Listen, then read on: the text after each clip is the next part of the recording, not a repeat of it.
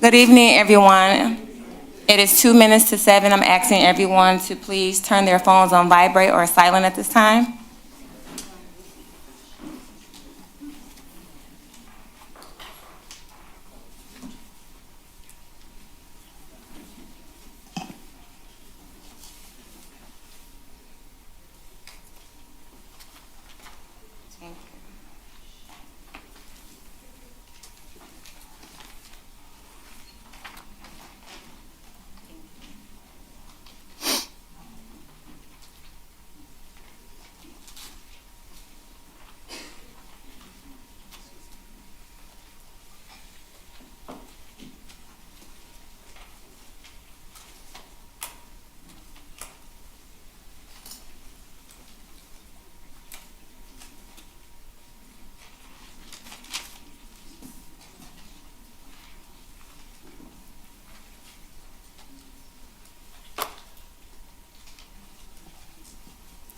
Good evening again, everyone. It is now 7 p.m.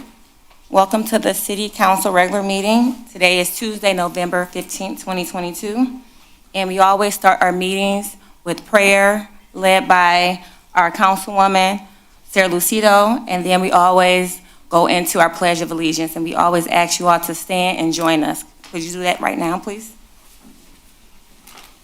Thank you. Lucido? Dear God, we ask for your guidance as we go about the business of the people of Eastpointe. We are grateful for the many blessings that you have given us. Let us all use the gifts of our talents and treasures to make our community a better place. It is in your name we pray. Amen. Amen. I Pledge allegiance to the flag of the United States of America and to the republic for which it stands, one nation, under God, indivisible, with liberty and justice for all. Thank you, Councilwoman, and thank you, citizens of Eastpointe.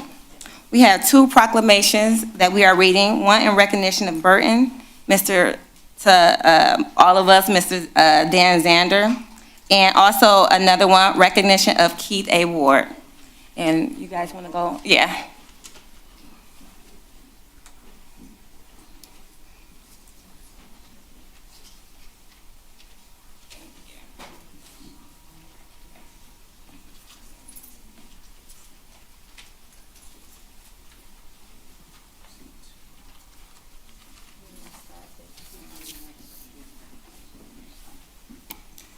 We're going to start with honoring Keith A. Ward and his family. Did you guys want to come up here with us at this time?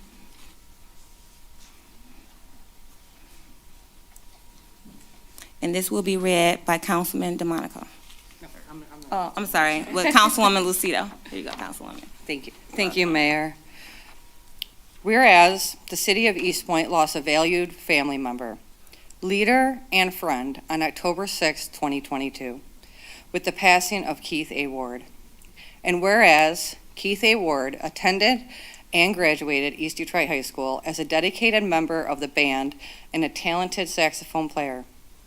And whereas Keith A. Ward had an exploratory record of leadership, integrity, and service to the Eastpointe community and its residents as the board trustee of the Eastpointe Community School Board of Education. And whereas Keith A. Ward spent his life dedicated to his community, championing investment into public education and tirelessly supporting numerous local civic organizations, including the Band Boosters, Youth Sport Leagues, and Eastpointe Fire Department. And whereas Keith A. Ward was a trailblazing leader and a beloved friend whose kindness, intelligence, and tenacity enriched all of those fortunate enough to know and work with him. And whereas, on behalf of the Eastpointe City Council, we do hereby wish to recognize the many contributions of Keith A. Ward over the course of his distinguished career and his legacy dedicated to the service of this community. Now, we, the City Council and the City of Eastpointe, do hereby extend our greatest thank you for the dedicated service of Keith A. Ward and our deepest condolences to the Ward family and the many people that he has positively impacted over the course of his career. This proclamation, the 15th day of November, 2022.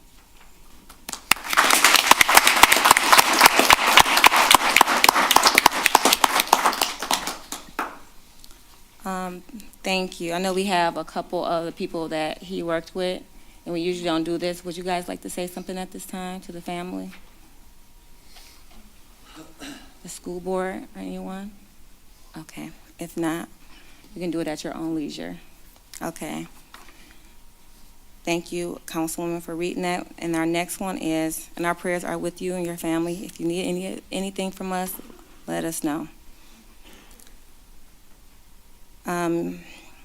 That was kind of hard for me, too, because I knew him very well as well. The next proclamation is in recognition of Burton Dan Zander, and this will be read by Councilman DeMonico. Can you please stand, Mr. Zander, at this time? Okay.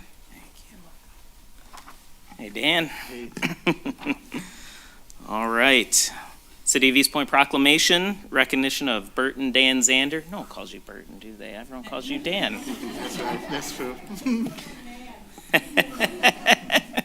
Whereas Dan Zander became a crossing guard on November 7th, 1992, and whereas Dan Zander's been a very dedicated, professional, and dependable crossing guard for 30 years, and whereas Dan Zander is passionate about what he does and how he does it, and Dan Zander will go the extra mile to help out and get several compliments each year to prove it. Whereas Dan Zander has a positive attitude and is encouraging to the students every day, and whereas Dan Zander has kept the students of our community safe from potentially dangerous traffic for decades, and whereas Dan Zander delivers a beautiful invocation when present at the city council meetings, and whereas Dan Zander's Shamrock spirit can be seen at many sporting events, a lot of sporting events for Eastpointe Community Schools.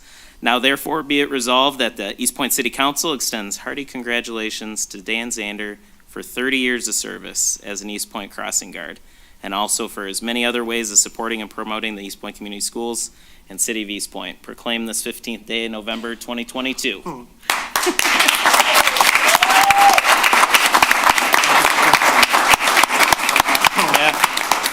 So there you go. Keep that. All right. Thank you, Mr. Zander, for all your service in this community. You guys are too much for me.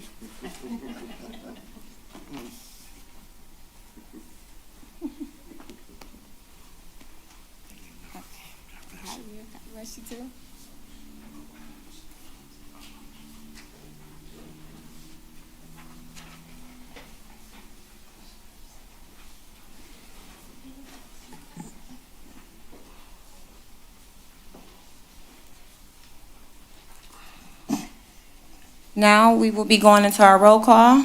Good evening, Ms. Holman, how are you? Good evening, Mayor. Councilmember Baker? Here. Councilmember Curley? Here. Councilmember DeMonico? Here. Councilmember Lucido? Here. Mayor Owens? Here, thank you. Approval of the agenda, council? Madam Mayor, I'd like to motion that we add a closed session to the meeting. Attorney-client privilege communication regarding the lawsuit Mary Hall Rayford, Karen Belts, Karen Moragian, and Cynthia Federley v. Monique Owens in the city of Eastpointe to the end of the agenda. Support. Motion and support, call the roll, please. Councilmember DeMonico? Yes. Councilmember Curley? Yes. Councilmember Lucido? Yes. Mayor Owens? No. Councilmember Baker? No. Next item is the hearing of the public. The hearing of the public, you get a chance to talk in the beginning and closer to the end. Your time is 3 minutes, and when you have 30 seconds left, I'll let you know. We ask you to have your comments respectful because we have all ages and backgrounds listening, and we want to respect those at this meeting. Please state your name and residency, or if you are a visitor, and I'll let you know when to go so I can time you appropriately. Okay, yes, ma'am. Okay, Cindy Federley, Eastpointe resident. At the last meeting, it was requested we think about ideas for park improvements with the grant that we will potentially apply for. I want to support the splash pad. I think it's going to be fun for families, will attract families to the city. That's so important that we have young people joining our community. I'd also like to see a walking path at Kennedy Park that's more pleasant. Kennedy Park is not a very pleasant-looking park. It's kind of bare. So a walking path with maybe some bushes or shrubs or trees, maybe attracting butterflies or something like that. I think that would be positive too.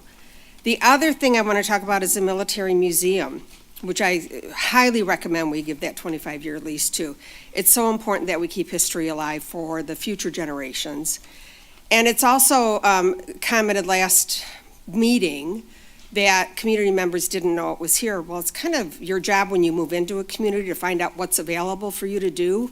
So because it's in the C&G newspaper, parades happen there, it's kind of not the city's or the museum's fault people don't know about it. So I recommend that we also extend that lease. Thanks.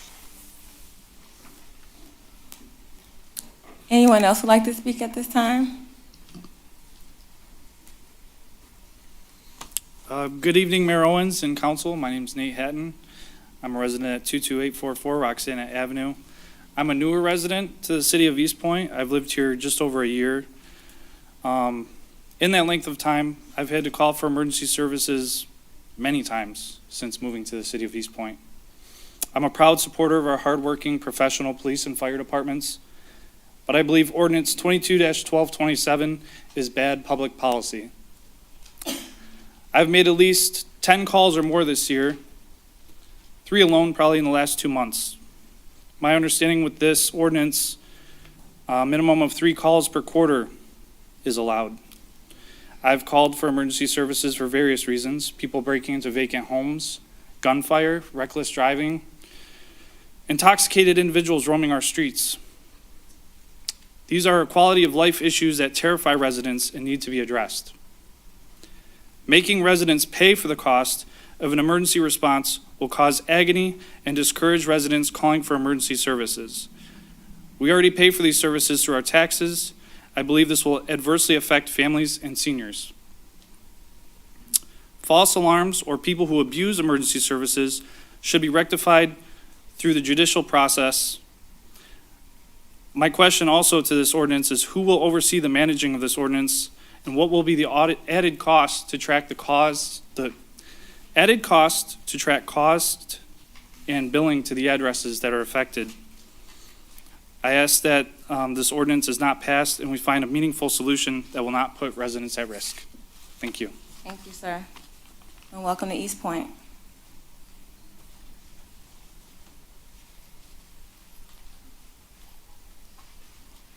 Good evening, everyone. Mary Hall, Rayford, Eastpointe. I, too, would like to encourage people to really consider the dynamics of the Military Museum and the fact that it's really an educational place. The displays are really wonderful. My husband got to see it for the first time, and he was really moved by the displays there. And for a lot of veterans, I'm sure it means a lot to them. The other thing I wanted to touch on real briefly is the fact that in a society that doesn't really respect people a lot anymore, I wanted to say that respect isn't necessarily the outcome of anyone holding a title, but it is the outcome of people knowing how to treat one another. So I would hope that we would learn how to treat one another the way we want to be treated. And that way we can all have the respect we deserve. It is not demanded, it is given based on how we treat one another. Thank you.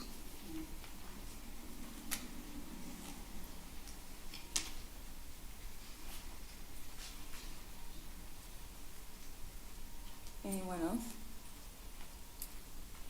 Hello, Del Toma. I have a question. I sent an email August 12th of this year, and I talked to you, and you told me that I'm going to investigate these petitions, that we do things better than the Sandusky City Council that I was talking about. Well, it's taken you over 3 months to get back with me or investigate my petitions. I've sent all you the email. I have all your email here. It says sent. Not one of you council members have got back with me, and you, Mayor, you said I'm going to investigate. We investigate here. We do this. We do that. You've never gotten back with me. So what was all this? I'm going to investigate. It takes you 3 months to investigate? So that, I mean, that was just that's a joke. That's number one. Number two, the way you acted, you need to apologize to the city of Eastpointe. You need to apologize to the people of Eastpointe. You've never apologized for your actions, and you should, because we're paying your salary, you work for us. So you need to apologize. Number three, the way you talked to Karen was just disgusting and awful. He's telling her that you go talk about your dogs and cats. She's done more for animals than all you guys combined. So that's disgusting. Number four, the headlines of Eastpointe is the lead in the water and the mayor is a tyrant. I go on YouTube, over 50 pages, mayor is a tyrant, mayor is a tyrant. That's the headlines. If you'd have listened to me, all I wanted was a sign that says animal abusers turn back. We have littering signs. What's more important, littering or dumping animals? It could have been headlines, Eastpointe will not stand for animal abuse, animal abusers turn around. It's something you could have done, but look at the headlines now. Look at the headlines. Number five, my petitions, I mean, just, simple things like ban these fireworks. These people all day, fireworks all day long. It's nonsense. I mean, people walk around with pants down to their ankles. I mean, this is, I come out of my house, I got a coffee in my hand, and I see a guy walking around with pants down to his ankles. Now, how is that not, what if I have a little girl next to me? I mean, it's disgusting. I mean, 30 if we seconds, don't sir. do something about this, all you're doing is just kicking the can down the road. I say, let's stop kicking the can down the road. That was part of one of my petitions. Look into it. But you said, I'm going to investigate. I'm going to do this. You haven't done nothing. It's been over 3 months. It takes you 3 months to investigate. So basically, this is a kangaroo court. You guys have all enabled her. You're all the problem. None of you guys have answered my emails either. I sent you right here. Sent all of them. All 5 of them. The time is up, sir. You get an additional 3 minutes closer to the end. Anyone else?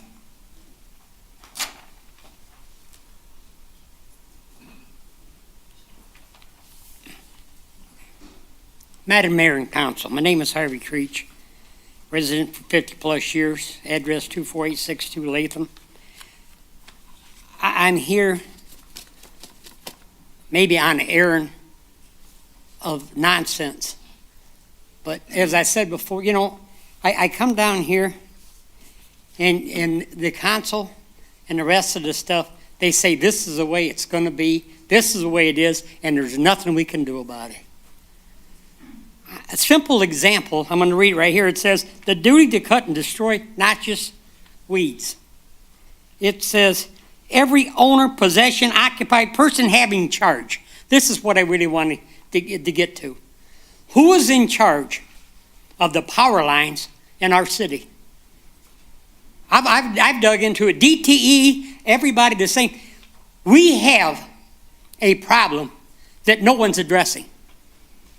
The weeds and everything else is coming down. It's already been asked me. I took a ride with the building inspector today, and we went down through there, and he seen where I'm coming from.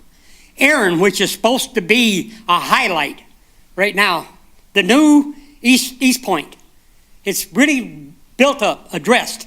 Walk around that. Broken concrete. You got to see it to believe it. The fences are so overgrown, you can't even see the power lines. It's a joke. This whole city, excuse me for saying this, we're not even we don't own this city, they own it.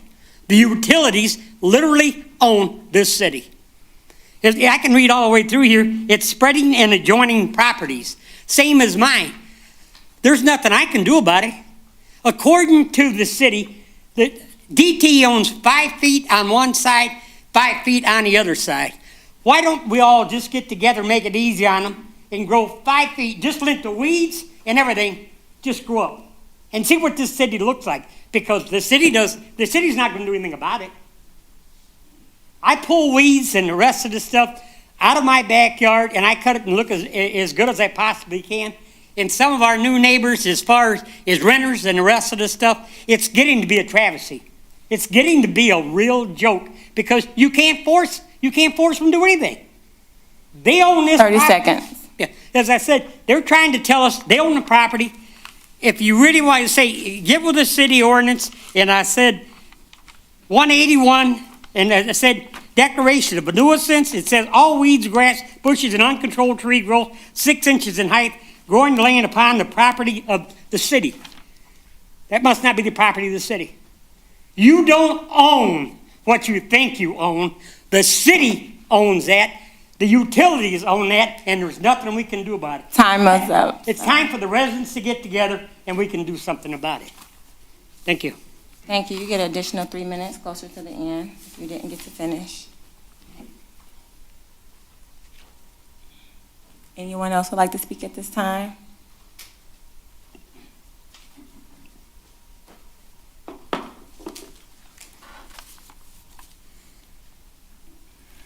Good evening, Mayor, Council. First, I'd like to thank Darren for keeping me informed in the repairs in my area concerning the pipe repairs. My neighbors agree it was a job well done. I also would like to congratulate Councilman Lucindo for a victory. And I hope you don't forget us while you're up in office also. County Commissioner.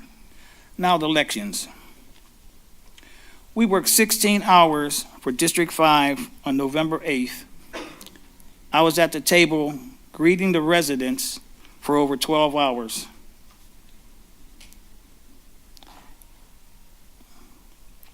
As the residents were posted outside the buildings, I was impressed to know that the community showed concern about electing public officials. Our chairman, Stewart, co-chairman Stephen, Myra, Yvette, and Barbara did a tremendous job leading the voters, proceeding orderly.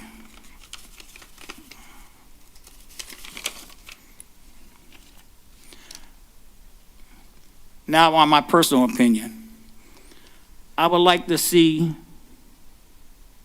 the information concerning the memorial concerning black, male, and female service people.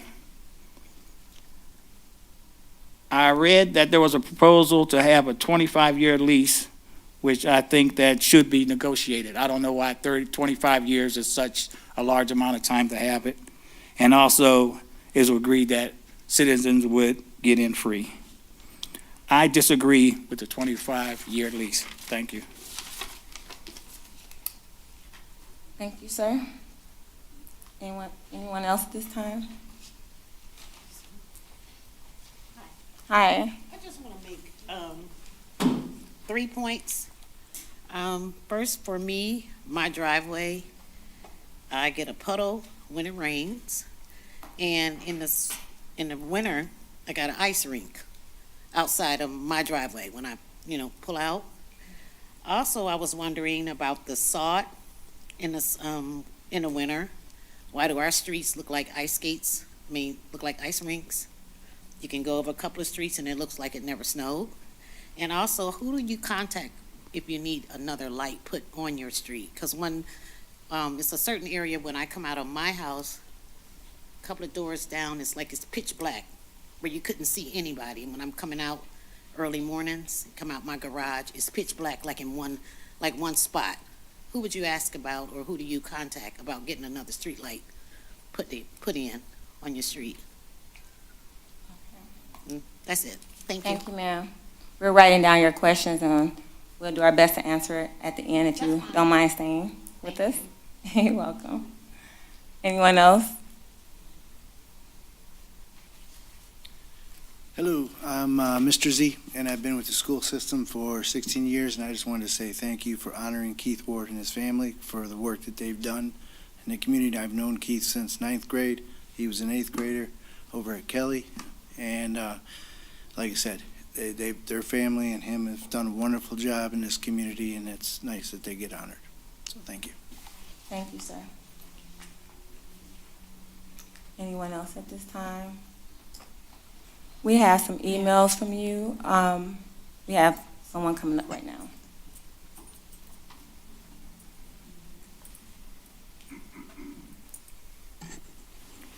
Karen Morajan, Eastpointe resident. Councilwoman Lucido, congratulations. And of course you won't be able to say, well, that's the last I hear of everyone here. No, if things aren't resolved here, then we know to come to you. You're next up on the food chain. So you're not getting away from us. Election-wise, boy, oh boy, elections have consequences, and I am extremely pleased that there was no red tsunami. It was more like a dribble. We fought to save our democracy, and the majority of it, I'm very pleased with all the results, the elections, the re-elections. However, I just am not at all happy that we had an election denier and somebody who has pledged his loyalty to Trump that just barely beat Carl Marlenga. So that's okay, because in 24, we're going to make sure we have got an extremely strong candidate to send the Trump supporter packing his bags and going back to Farmington Hills where he lives. He doesn't live in Macomb County. He does not represent us. If we need congressional help, we will contact Congresswoman Haley Stevens should we need congressional help. Carl Marlenga was very gracious in conceding. That was, he just said, no, I'm not going to ask for a recount. His opponent threw a temper tantrum the last time he ran, and he was defeated by Senator Peters. Was he gracious in admitting defeat? No. He threw a temper tantrum, just like Trump, and he demanded a recount. And, somebody said this a while back, elections have consequences. Yes, they do. Our country sent a message loud and clear. Number one, you don't screw around with women's reproductive rights. Number two, we're not going to tolerate extremists. Unfortunately, there was a small handful of, just absolute lunatics who got reelected, and that's really shameful. But we're going to continue fighting for our democracy, and we're also going to continue fighting for our city. There's a lot of problems here that need to be addressed, and they need to be cleaned up, and the nuisance tenant ordinance desperately needs to be reinforced. Time is up, ma'am. You're an additional 3 minutes closer to the end if you didn't get to finish. Anyone else at this time? Yes, ma'am.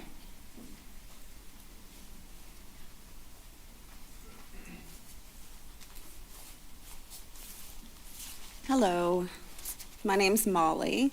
I just wanted to tell Miss Lucido, congratulations, super exciting.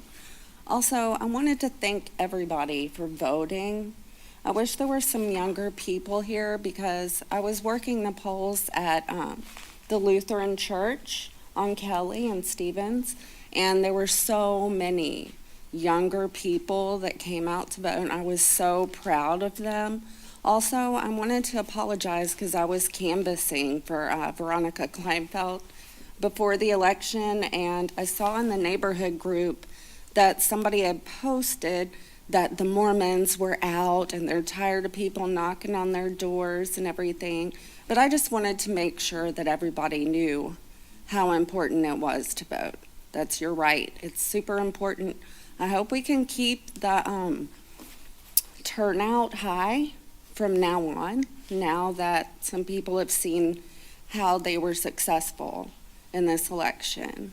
And that's all. Thank you. Thank you. Anyone else? Anyone else? Yes, Ms. Holman.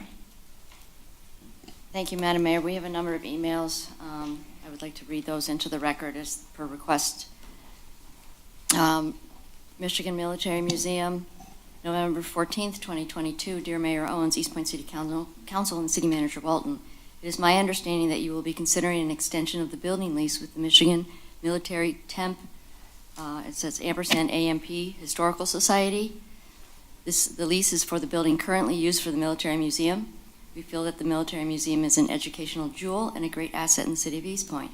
We hope your city will extend the building lease at favorable rates so the museum can solidify its future and continue to remain in its present location in Eastpointe. We have been members of the Michigan Military Technical and Historical Society since 2013. We continue to support the nonprofit organization because we feel it provides a valuable service to the local communities and the entire state of Michigan. The museum is very organized and presents good historical information in the various displays. The lecture series and special events often present little-known information about the wars and preserving our freedoms over the years.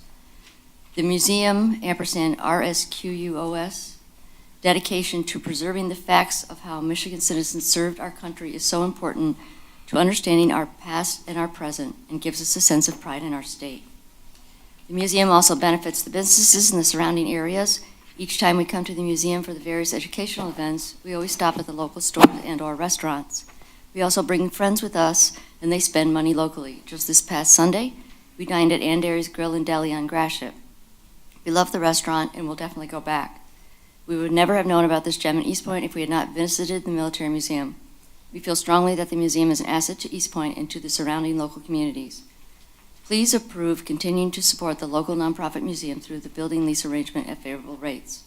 Since we will not be able to attend the City Council meetings in November or December to speak in person, we respectfully request that our comments be read into the record at the next City Council meeting. We appreciate and thank Eastpointe for past support of the museum. Thank you for the consideration of this current request. Sincerely, Amelia Lowe, Sylvan Lake, Michigan. George Matosh, Dearborn, Michigan. This one is hearing of the public for the Sparks Grant. Good afternoon. I cannot make it to the council meeting tonight, so I'm asking for my letter to be read into the record during the hearing of the public. Good evening, Mayor and Council. I understand that City Council is looking for suggestions for the Sparks Grant. This is a unique opportunity for a sizable amount of grant money. Because of this, I would like to suggest and put support for a splash pad at Kennedy Park. Almost every community surrounding us has or plans to have some water feature. St. Clair Shores, Clinton Township, all the Grosse Pointes, Centerline, Warren, Harrison Township, Sterling Heights, Shelby, Macomb Township, New Baltimore, Chesterfield. All these cities have one. The only one our residents have access to is Warren, which really isn't close. A splash pad would be enjoyed by a variety of ages and be attractive to families for our community. Children are everyone's future. If we are wanting to survive as a community, we need a next generation. We are currently a family town with very little for families. And with a recirculating system, I don't believe the water costs will be high. Ferndale's website estimated 40 to 50,000 gallons of water per year, which I believe is less than $1,000. It would be a great addition to the community. I don't believe we will have another opportunity to receive such a sizable amount of grant funding anytime soon, so I ask that council please consider splash pad at this time. Thank you for your consideration. Linda Flans, Eastpointe resident.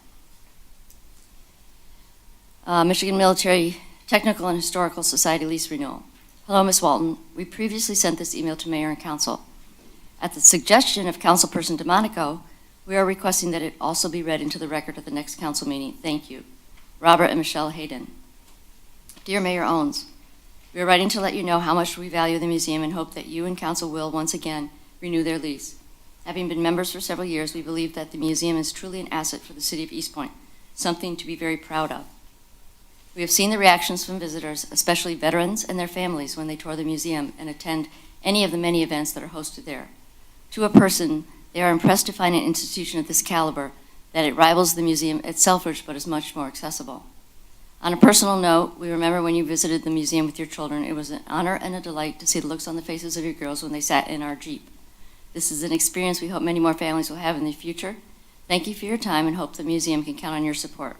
Robert and Michelle Hayden.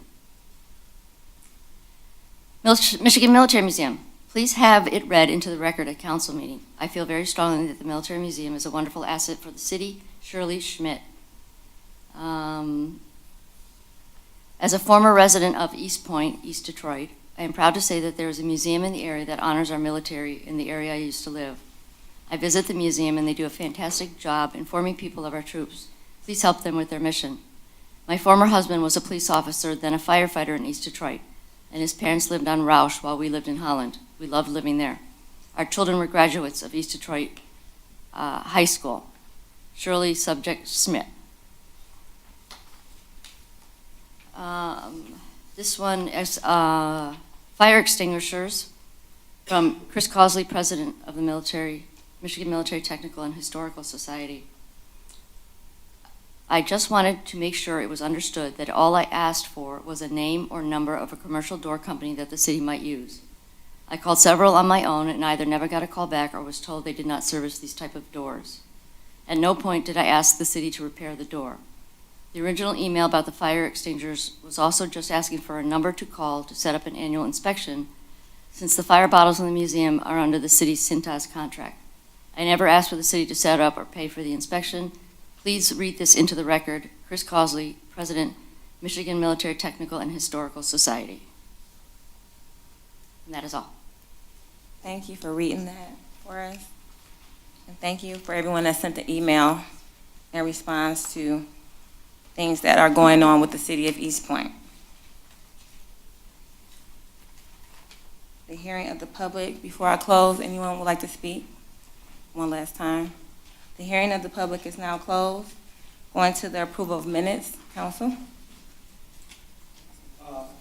Oh, thank God. Thank you, sir. A little tired, getting rest. Scheduled hearings, starting with item A, the Michigan Department of Natural Resources Sparks Grant Opportunity is open right now. If anyone would like to speak on this, it's open. Anyone have any suggestions for the Spark Grant Opportunity? Please.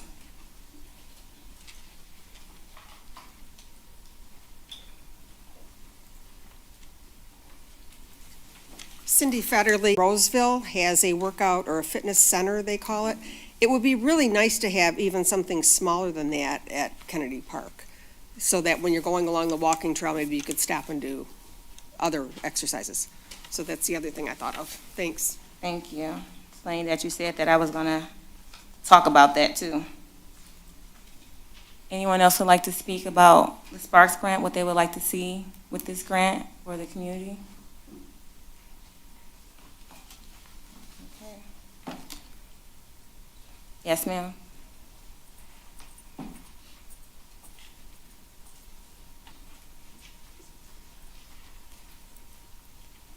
I'm tying in with what Cindy said. Kennedy Park is just, there's not a whole lot of people using Kennedy Park. Sorry, it's a real trashy looking park. And so a lot of people end up going down to Spindler just because it's more aesthetically pleasing. You know, it's got the trail, so you can bike, you can walk. A lot of people are walking their dogs there. It's very well maintained. You've got the tennis courts. A lot of people are down there playing disc golf. It's a much nicer park. I don't know what it's going to take, you know, to turn Kennedy Park around, but it just looks so seedy and grungy and just blech. I mean, I don't really see that many people there, and during the summer, there's people who rent it out to, you know, have their parties or whatever they're having. And there needs to be something done in regards to the music. You shouldn't be able to hear it on the other side streets. Nobody's saying don't have your music, But, you know, when you're over a block away from the park and you're in your house, your doors are shut, your windows are shut, and you can hear the music, that is too loud. I think there needs to be more enforcement going on. You know, there's just too much going on in that park that should not be going on. There's people who there's, you know, elderly neighbors that live on Stevens across the street from the park. And, you know what, when you get to be, sorry to use Councilman Curley as an example, but when you get to be Councilman Curley's age, you know, you shouldn't have to be listening to all that, you know, nonsense when you're trying to sleep at night. I mean, you get to that age, you're not long for the world, you know. Let's well, I'm sorry, you know, I mean, the thing is that we're all gonna die. It's not like Councilman Curley has another 100 years to live. He doesn't have 50 years to live, you know. We'll be lucky if he's still around in 20 years, you know. I mean, I'm just trying to, you know, advocate for seniors. Let them have, you know, peace and quiet. 30 seconds. They shouldn't have to, you shouldn't have to have all this nonsense going on. You know, I mean, it's just, we all should have that kind of, you know, peace and quiet, no matter what your age is. But, you know, seriously, when you're in your 80s and 90s, let's show some common sense and courtesy and respect for our, you know, elderly citizens. That's all I'm trying to say. Not trying to be mean-spirited You have or 3 minutes, and I gave you a little bit disrespectful. over. Anyways, that's it. Thank you very much. Thank you. Anyone else would like to speak on the Sparks grant opportunity that we have set forth? Yes. I used to, and I'm getting back into it, deal an awful lot with the parks. And we have a room, it's Spinner over there, that we use very little of. That room used to be conducted, you know, for the kids and a lot of things. Like I said, me and my wife and the rest of the stuff have been in arts and crafts for a long time.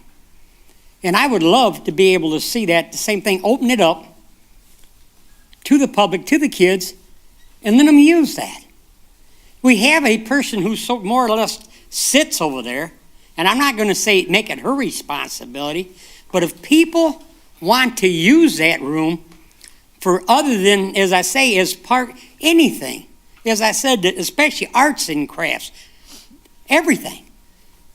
I mean, what good is that building that I know of? I said, I understand, you know, we had the arts over there, and I wanted to enter it too, but all mine are a lot bigger than what was on the size-wise of that right there too. But the kids, for necklaces, for anything. I used to canvas for the city and the rest of the stuff, same as the library. I had people donate truckloads of stuff so the kids could work on it. And that park over there is a perfect place. Spindler, as I said, that room, I would donate even my time and the rest of the stuff, even one day a month, to go over there and let the kids come and enjoy themselves. Arts and crafts, or open it up where other people could come for painting. And it wouldn't cost that much. Over there, as I say, I got ripped on that one time when somebody was over there putting up a big shamrock. And I just asked what it was for. And they said it was for the kids to draw chalks and things in. I didn't know what it was for. And I go over there now and I look to see if the chalk is in the bucket, but very seldom have I ever seen one child or one kid, even at that drawing on that shamrock, because I don't even think they know what it's for. We have nothing over there that tells them this is what this is for. To say we've got other things in this city that we can and hopefully show people and the kids that we can do for them. 30 seconds. When I was growing up, all our parks, they had where you could make lace. It was unbelievable. I loved this city when I grew up. Our parks were open to everything. No matter where you went, you could go down and not get in trouble, but do something. I'd like to see that again too. If we've got people or anything, just open it back up and put it out there to the public and see if they've got some interest or drive. Thank you. Thank you. Excuse me, Mayor, Yes, sir. can we, maybe for some clarity, just get a little, if Ms. Holman or Ms. Walton could just kind of remind us of what Sparks Grant is and what we're trying to do and how it works? Sure. Excellent question. Ms. Holman, you don't mind? Absolutely, Mayor. Thank you, sir. Thank you. Yes, these grants there's $65 million. It'll be allocated in 3 rounds over the next year. It is for indoor and outdoor recreation, focused equipment and programs in public spaces. That has to be accessible to public, all the public, not anything private. For development, renovation, or redevelopment, the focus of the application needs to be on how COVID has impacted the community and how the proposed project will support strong and healthy communities. We did find a couple of interesting things. We actually are able to submit up to 9 applications. There's 3 per round, which, not saying that anybody will be awarded it.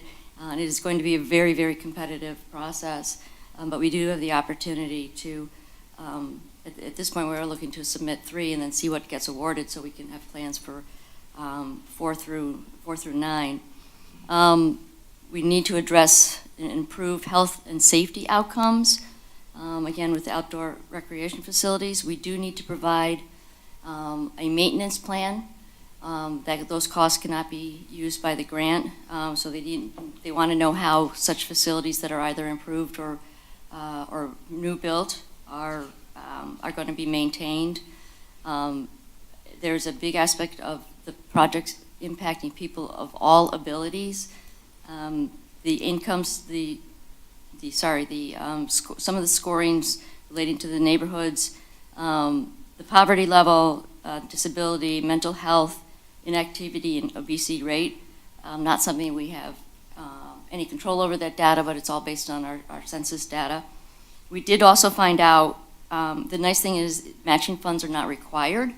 It would be nice if we did that, but this is a large grant, $100,000 to up to $1 million. And it is very unusual for grants not to require the exact same in the matching amount. There were a number of interesting questions on several of the webinars that we attended. This grant can be used in connection with a brownfield grant. An example would be the southern end of the military museum property that is contaminated. If the county is successful in their application for environmental brownfield funds, we could combine the cleanup funds with a Spark grant application to actually turn that into a green space. Something to be, which is again unusual in the world of grants. Any other questions? Yes, ma'am. The 3 grants that you're applying for the first round, do they have to be different parks, or can they all be for one park, in steps? So, Madam Mayor, the projects have to be a single site. We could, but again, it could be each project again could be could all be for all 3 in one park. But again, it has to be a single project. So some of the things that we have been talking about, for instance, a walking trail with the exercise equipment and lights along the pathway would be a single project. A splash pad would be a single project. Things like that could be put together. A fully accessible playground would be another one that would be a single project. Okay. If you would like to talk, I'm going to ask everyone to go to the podium because the people who are listening in can hear you. So if you want to come back up, I know we gave everybody 3 minutes, but since she pretty much brought it, we brought Ms. Holman and she let us know what it really meant. So just a quick question. is there any plans to put in an ice skating rink? There used to be one at Kennedy, but they did away with it. They did away with the pool, and it's like, you know, it would be nice, whether it's Kennedy Park or Spindler, it just would be nice if one of the parks had somewhere that you can ice skate. So that's kind of, yeah, and Councilman Curley, I meant no disrespect. I was just trying to advocate for my senior neighbors. I understand Y'all that. deserve peace and quiet, so, thanks. Thank you. I understand. I have a question. I don't have any little people. So, where is Kennedy Park located? Right on Stevens. Okay, what about, what's that, Spindle Park? Further down Stevens, closer to the overpass of 94. So it's going back towards St. Clair Shores Way? Oh, okay. See, I didn't know that. Also, do we have a community center for Eastpointe? No, we do not. Okay, so that grant is something that wouldn't go towards something like, we couldn't do anything like that. It's just for the parks, correct? The Sparks grant, correct? The grants are for anything that is related to public recreation, so it is my understanding that RARE, which is our community center, is also applying for a project of their own. Okay, Or where we is can use that that, that's a good located? question. Where is that located? In Roseville. So right up on Roseville, is it Sycamore? But that's Roseville, that's the Sycamore east- to the Levin right. and Gratiot. Where's Well, the RARE is the Roseville and Eastpointe Recreational Authority. We have the a one on combined Gratiot authority. and Tim, up that way? Yes, yes, Okay, I ma'am. know what I said. Okay. Yeah, we share it with Roseville, but we don't have our own in East Point. Okay, okay. I think the ice skating is a great idea, but roller skating has been a big thing too. And you have many more months that kids can roller skate, or adults even. So that might be an idea too. Yeah, I think I brung up that idea. Was that with you, city manager? With the roller skating? I think downtown Detroit has one. It's free. And I brung that up to our city manager probably a month ago before this grant came up. And I think I found a location. I think it was a location that had an empty lot. It was big enough for something like that. Yeah, talked about a lot of things. Can you come to the podium, please? Thank you. Maybe someone can tell me, what is that rink we have at Kennedy? I'm sorry, sir. Say that one more time. What is the rink we have at Kennedy? That's for roller hockey. Oh, What, hockey, but isn't that a roller rink? Yeah. I mean, what do you mean? Okay, Yeah, you can play just roller gonna- hockey. You know, as I said I before never too. played roller hockey. Yeah, I understand it's roller hockey, Mhm. but isn't that a roller rink? I've never been there. Could be that too, sure. I mean, I've sit here and I've good looked at idea. this, and we can talk about this, but as we educate people or put it behind us, that's like I said, when I was growing up, we had an ice skating rink in every park. At Memorial Park, we used the same thing about it, the recreation, you know, where the drinks and the rest of the stuff, right there, they opened that up in the winter. You could go in there, change your skates, get warm. This was a great city to grow up in. It was all here. We can bring it back if everybody wants to, or even think about it. That's like I say, these people, we've built new and we've got old. Our community center it's rare, simple as that. But we no longer have a community center. But yet we have other places and things we can do. We can make these ice skating rinks so the kids can go back. I'd like to go back. I think about it too. I've got to go to St. Clair Shores now to go to an ice rink. Yeah, I go to St. Clair Shores in order to ice skate. And I used to be able to go 3 blocks from me in Memorial Park and ice skate all day long. And there again too, as I said, the thing is give the kids something. What's really great, that basketball court you put in. It is unbelievable to see how many kids really enjoy that. And if it's really money, put in another one. They were talking about it before too. It's unbelievable how many kids and people, older adults and stuff, put another basketball court in over there. Bring them to the parks. Cardi, I love to see you shaking your head because it's the truth. I live 3 blocks from there, and I love to go down and watch the kids. But these are younger adults, I mean, to say. But one nice thing about it, so far what I've seen, they share this, and it's really great. They share 2 ends of the basket, and they don't really have too many games of the rest of the stuff, and everybody seems to have a good time. And I thought the same thing, put in another one.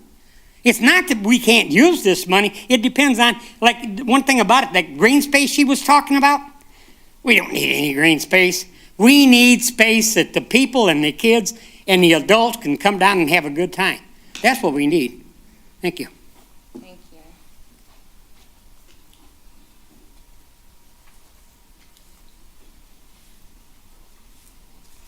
Gary Myron, Eastpointe resident. At Kennedy Park, that's a rollerblade hockey. 8K Association put that in. Kettner School, same thing. There's one there. Nobody ever uses them. Kennedy Park, there's 2 rinks there that I never see anybody there. The scoreboard is still up there. Just somebody needs to find people that want to rollerblade again. That was back in the early 90s. My son played there. There was over 100, 200 kids. There was teams all the time. It was great, but everybody passed on, but it's there. Just somebody needs to, I guess, get involved, or I think maybe they don't do that anymore, but that's what they're. I know. Yeah, you've seen them. Everything was there. Yeah, but AK Association put them all in. They put the Kettner School, they put that building that's sitting there. That was concessions. And they paid for that too. But it's the church now, but I don't know. They don't do anything. Anyways, that's it. Thanks. Thank you. Anyone else would like to speak about the Sparks Grant opportunity? I think we had heard a lot of good ideas that I haven't heard from the residents and about certain things. Especially, I wasn't born and raised here, so a lot of people that was born and raised here talking about some of the things in the past. I got excited about what you were talking about and how we can bring those ideas back. With the skating rinks, I wasn't here when the skating rink left and the swimming pool. I probably was a child or something like that. Probably was. I don't know if I was born yet, but I heard Eastpointe had a lot of good things in the past. I think someone said y'all had a movie theater in the past here, or a bowling alley. Was it a bowling alley? Someone said it was a bowling alley. Both. Yeah. Yeah, or Michigan First Credit Union. Okay. A movie theater, so okay. There was a lot of things here, so I don't know if that money would cover a movie theater, but but we have a lot of good ideas, so thank you for those good ideas, everyone. Before I go close the scheduled hearings, are we sure we're ready to continue? No. Can you come up to the podium, please? I actually said I wasn't going to say anything, but I just wrote, my name is Wanda Moody, and I have a list here. I just have numerous, so I'm just going to go through them. We need to have new lavatories, concession stands. We can do a form of a gym at the park. We can reopen the pools. We can resurface the tennis courts. We can develop trails, of course. We can reface the gazebos, because all of the seating is just, if you sit on the seating, you can get splinters. We can entertain, maybe developing a new community center. Where we would actually put that, I'm not sure. But the rinks, the skating rinks, is something that we would consider, because now we're talking about what we had many, many years ago. And children are different now. And they're looking for something that they can be involved in and be safe when they're doing it. So whatever we decide we want to do, we have to go a second step, because we have to think about security and things of that nature. So we just can't build something and just leave it sitting there. we will need people to watch and monitor those things. So those are just a couple that I was thinking of. I don't know if this is going to close now or whether or not we can bring more ideas later. But as everyone is talking and everyone is brainstorming, more and more things are coming to your mind that we can possibly do for the community. But the main thing, what we have to realize is that this is 2022, and what we did back in 1999, the kids are not doing the same thing now. So we will have to look at more and more things to do, such as more basketball courts, because kids are doing that. You know, back in the day, maybe they didn't do that, but now we have to look at that. We have to look at skating, bowling, because they are concerned about bringing that back. $1 million is not going to do all of that, but that's just a plethora of things that we can think about. Thank you. Thank you. Since all these ideas are just forming in our heads, anyone else would like to speak? Mayor? Yes, sir. I didn't see you. Well, no, I was just going to say real quick, I think we should have a public hearing for round 2 and round 3, too. Seems like That sounds good. a lot of people took part, so just keep thinking, and or hopefully we just win it all in round 1, then maybe it would be good. Yeah. Okay, the scheduled hearing for the Michigan Department of Natural Resources Sparks Grant opportunity is now closed. Thank you, everyone, for your participation. Excuse me, I'm yawning and everything. We're going next to unfinished business for the introduction and first reading of ordinance number 22-1227, an ordinance text amendment to Chapter 2, administration of the ordinances of the City of Eastpointe. Madam Mayor, I would move to introduce and give first reading to ordinance number 22-1227, an ordinance text amendment to Chapter 2, administration of the ordinances of the City of Eastpointe. I wanted the director to actually speak on this. I know we had a resident that was in the audience, and I want you to try to give some understanding to the residents on what this means and what you are trying to do as our public safety director. If you don't mind. Yeah, thank you, Madam Mayor and Council. Thank you. Just real quick, I wasn't here for the last meeting, but I know there were some concerns that council had regarding some of the language here. We did tweak it. We took out the domestic, the A and B, assault and battery, and the malicious destruction of property. You know, I think some of us are kind of overlooking this thing. In respect to the resident being up here, you can call the police anytime you want. You can call us 10 times a day. This is basically focused, this ordinance, on, let's say we have a bar in town, and we do have certain bars in town that our police are there almost every weekend, where 4 police cars are there tied up for an hour, 2 hours. And what we'll do is we'll sit down with the owner. Let's make up a plan. Let's come up with a plan here. And then next week, guess what? We're back at the bar again. 4 police cars tied up for an hour. Or if you have a house next to you growing marijuana and the odor is extremely strong and you call on that house, we go there and they don't take the corrective actions. These are the types of calls we're looking at. A typical, if you see someone breaking into a car or a house, we're not going to charge you for that. That's ridiculous. These are incidents where someone makes a bomb threat and utilizes our entire force. Someone makes a social media threat. Now, you know, today's day, especially with schools, anyone makes a threat, we get that.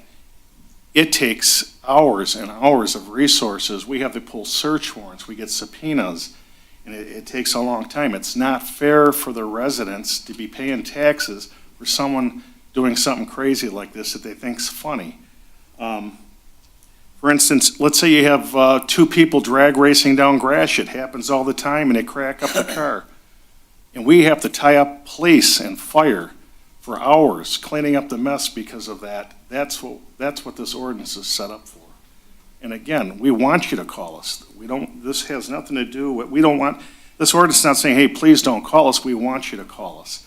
But certain incidents, we have neighbor disputes here. It's the same houses, I can tell you, every day, the same ones. And usually there's one of the neighbors that instigates it. They do it on purpose. We got to go back to that same house 4, 5, 6 times a week. That's not fair to you guys. It's not. That's what this is intended to do. This is a very simple process. We'll keep track of it at the station. And honestly, I don't plan on using this, this ordinance that often, maybe a dozen times a year. And it's a simple process where you fill out the form, the commander fills out the form at the station, it gets submitted to the finance department. They have a built-in fee schedule. We're gonna probably take the fees for the use of our vehicles from the FEMA equipment list, and we mail it to the responsible party, and they have the right to appeal. But again, this is not, if you're calling and you witness something, or if you're a victim of something, no, this has nothing to do with that. I think you get the picture, the point, what I'm trying to get to. It's these certain incidences that, you know, that need, you know, extra, I don't care, I guess, but, you know, we have a number of calls on the same house with vicious dogs in a yard. 2, 3 dogs, same complaint every week. It's not fair that we utilizing all our resources for that. We only have so many police officers working the streets, and we do, between police and fire, we do about 105 calls a day in 5 square miles. That's a lot of calls. We only have so many police officers and firefighters, and I gotta tell you, they do a great job keeping things in check. However, in these situations, someone has to be held accountable. You shouldn't be. That's why we're developing this ordinance, and hopefully council approves it tonight. Thank you. We have Councilman Curley had a motion to approve. Can I get a second on that? If anyone wants a second on that? I'll support it and see what happens. Motion to support, please call the roll. Wait, Madam Mayor, before we vote. Okay. Yeah, I think it's an ordinance we shouldn't adopt. I don't think the police should be sending invoices. And we've got, I think, ordinances to cover a lot of what the director's talking about. Thank you for introducing it, Director Rohit. We've got the summoning police, fire, ambulances, joke and prank, and making fictitious report with commission of a crime, so I'm not in support of the ordinance. Okay. We have Councilwoman. Yeah, I mean, I had some, I do appreciate the director taking my concerns that I expressed at the last meeting out of the ordinance. But, yeah, I think at this time too, it's kind of controversial, and I just don't know if we necessarily need it, or there might be another way to approach it, even if we have to add onto our list of like crimes that we already assess other ways to help offset some of these costs. Thank you, ma'am.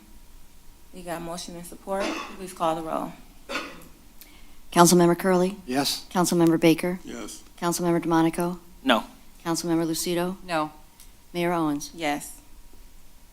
Next is reports from administration. Item A, city manager's report. Good evening, Ms. Walton. Good evening, Mayor and Council. First, I'd like to intro a new member of our Eastpointe family, Mr. Ian McCain. He's here to my right.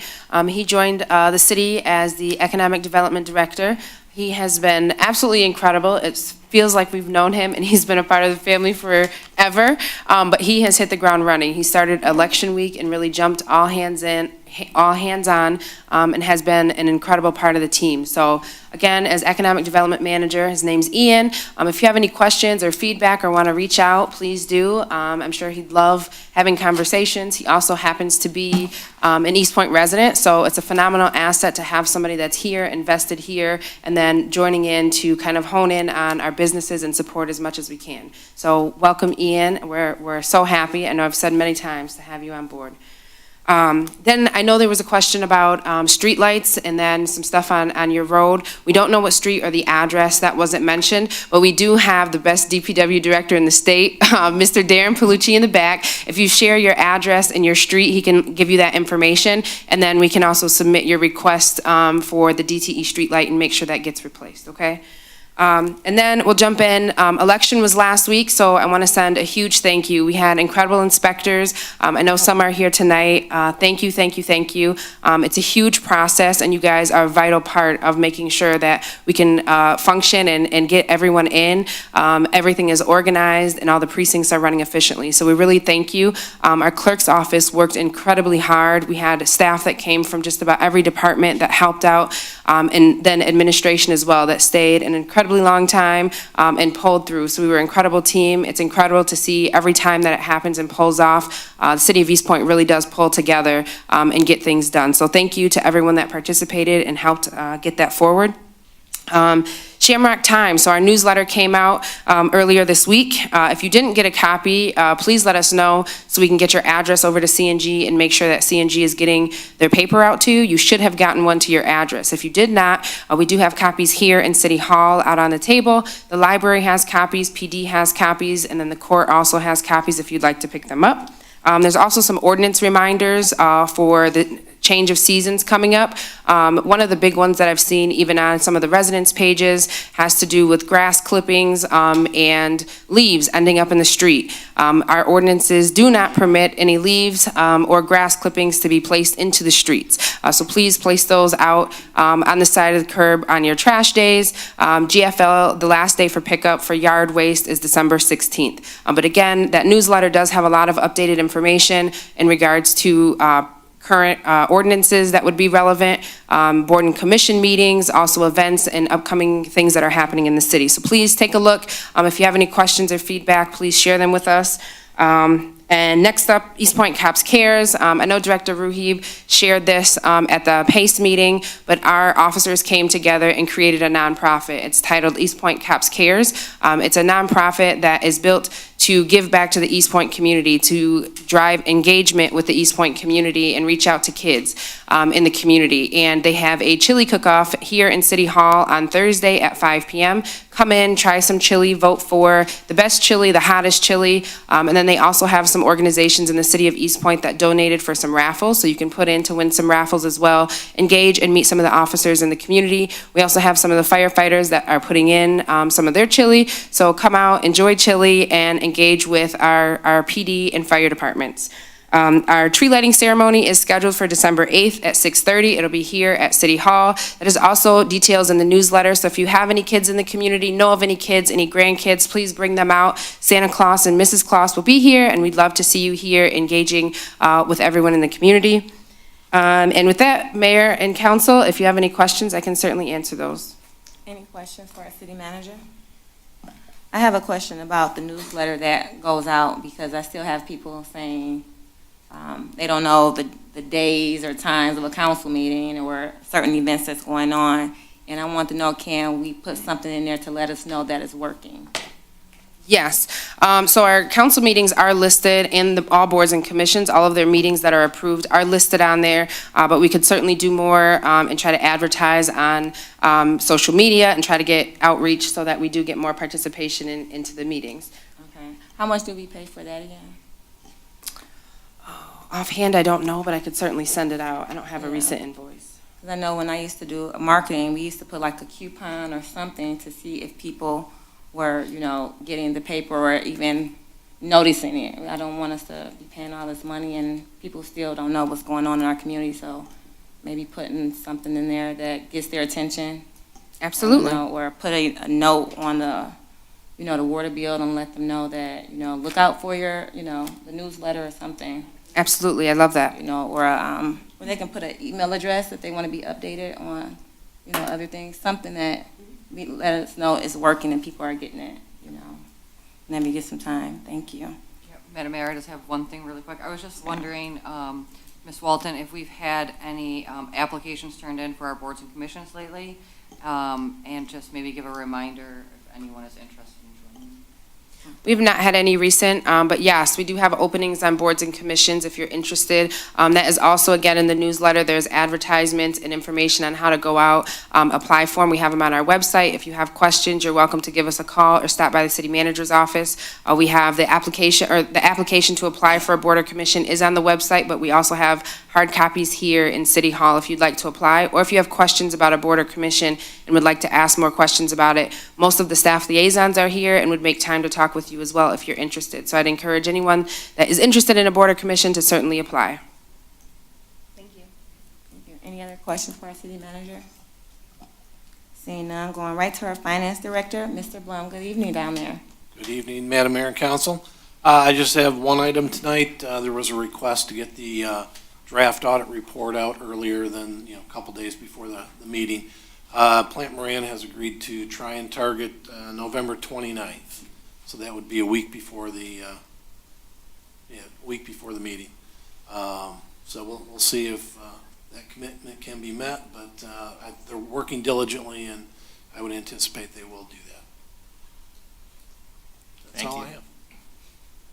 Anything else for our director, finance? Okay, moving right along to our city attorney. Good evening, Mr. Albright. Good evening, Madam Mayor and members of council. Just one item this evening. I do have an update regarding the medical marijuana process.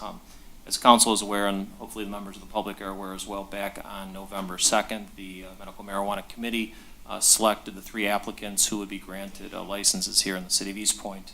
And the next step is the scheduling of a pre-development meeting, which will take place with the 3 applicants and the city's planning and zoning development team. That meeting is scheduled for November 29th here at City Hall, and it's to review the site plan and the special use approval process. And the next step after that will then be scheduling before the Planning Commission for further consideration.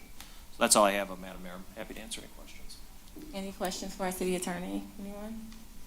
Seeing none, thank you. Moving right along to new business. Item A, the Michigan Department of Natural Resources Parks Grant Opportunity. Council.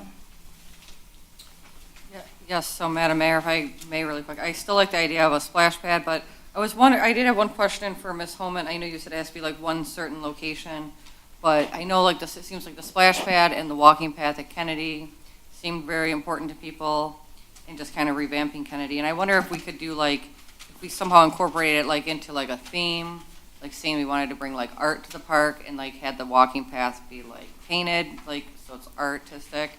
Maybe get some of those musical instruments in there, and then do the splash pad that looks like big flowers or something to kind of really spruce up the park. If we could incorporate it with the theme that way, might make it more attractive for the application. It does seem Madam Mayor, just a thought, and the input was fantastic by our citizens. Splash pad and a walking trail seems to be what people are looking for, first of all, and I support either one of them. That would be great. Kim, I would ask about a basketball court. I think we all would be interested in that. Would that be eligible? Madam Mayor, if I may, one of the... Madam Mayor, Harvey. I understand. I'm addressing Madam Mayor and all of council. One of the criteria is that it is something that is not something we have or something that needs to be improved. I don't know how competitive we would be with a second basketball court if we just put in a brand new one. It may be something that we could put on the list maybe later down. We also, after the first round, we'll have a much better idea of what projects are being awarded. So tonight, if we could pick the first 3 in response to the first question, for some reason, this grant is anti-sports and art because they would not fund facilities that were used for art or sports, but focus more on public recreation. But I think the idea of a theme is something that would definitely be able to wrap everything in and look at a total project. All right. Madam Mayor. So you're recommending not to put it in the first round? Yes, sir. That is correct. All right. Harvey mentioned about the building over at Kennedy Park that was a concession stand when they were playing roller hockey. And if it's not being used, I think that's an excellent idea. Why should we have any building that's not being used? If somebody tells me, well, Harvey, it's being used because stuff is in there, well, take the stuff out. And we could use it for an art thing. I mean, the list goes endless, so maybe we could have the administration take a look at that and see if it's feasible. But it's, yeah, so I would only have two on your list, Kim, the splash pad and the walking trail. But I do want a basketball court at Kennedy Park. Yeah, we'll do that with our own money, Councilman. What? We'll do that with our own money. Well, let's do that. I move that we used. Oh, right now? Councilman DeMonico. I think I had a question for Ms. Homan. For points-wise, I think part of it was that they wanted in your current recreation plans. Was that going to get us extra points? Absolutely, absolutely, and actually we've been spending a lot of time looking at it, and we have very specific references thanks to our engineer and our planners as to both the master plan, the parks plan through RARE, and obviously this public hearing is another example that would bode favorably for us. Okay. Yeah, and I was bringing that up, well, obviously for the splash pad is the obvious one, I think, right now. Along with doing some of the other things that are in there for that park, we put in there to plant a lot more trees. And there were some pathways in there, I think. I don't know if that is what Mr. Curley was talking about. If so, that's in there. It got into there's rain garden benches, drinking fountain. I don't know what's exciting to the DNR, but I think if we can add a whole bunch of that in also, it seems like that would make it a better first choice. A second and third I had, which I guess are not in the recreation master plan, but I know we've talked about before, the school district has talked about, was doing a turf field at Memorial. We've had, even when I played there, when I was in high school, it was mud, barely rained and there'd just be a mud field, there was no grass. And then we were talking about the bike path from Kennedy to Spindler. What was that going to look like, I guess, too, is my question. I think that was in, what was that in? Someone mentioned that recently. It's not in the recreation master plan, though, I think. We talked about some meetings ago, it came up as an idea. Right. And in one of our updates, there was a mention of it. Do you know, Ms. Holman, what I'm... It's my understanding that the city has a significant right-of-way, particularly between Spindler and Kennedy Park, I believe on the north side. Our engineer has more information, but the thought would be there's certain criteria that have to be met in terms of the width of the path and the distance away from traffic. Mr. Kern can give us some more detail on that, but there seems to be sufficient room between those two parks that would allow a lot more flow of bicycle and foot traffic. So I have one quick question too before Mr. Kern answers that. I feel like to put a bike path in, we're talking about repainting to put the lines in. It would be Stevens is already reconstructed. We wouldn't be reconstructing Stevens for the bike path. We'd just be painting the lines on Stevens, correct? Actually, no, I believe the plan would be to actually widen the sidewalk, and it would involve some changing of the angle of the driveways, Mr. Kern, but it would actually be to install a much wider path that would be at least 5 feet away from the street.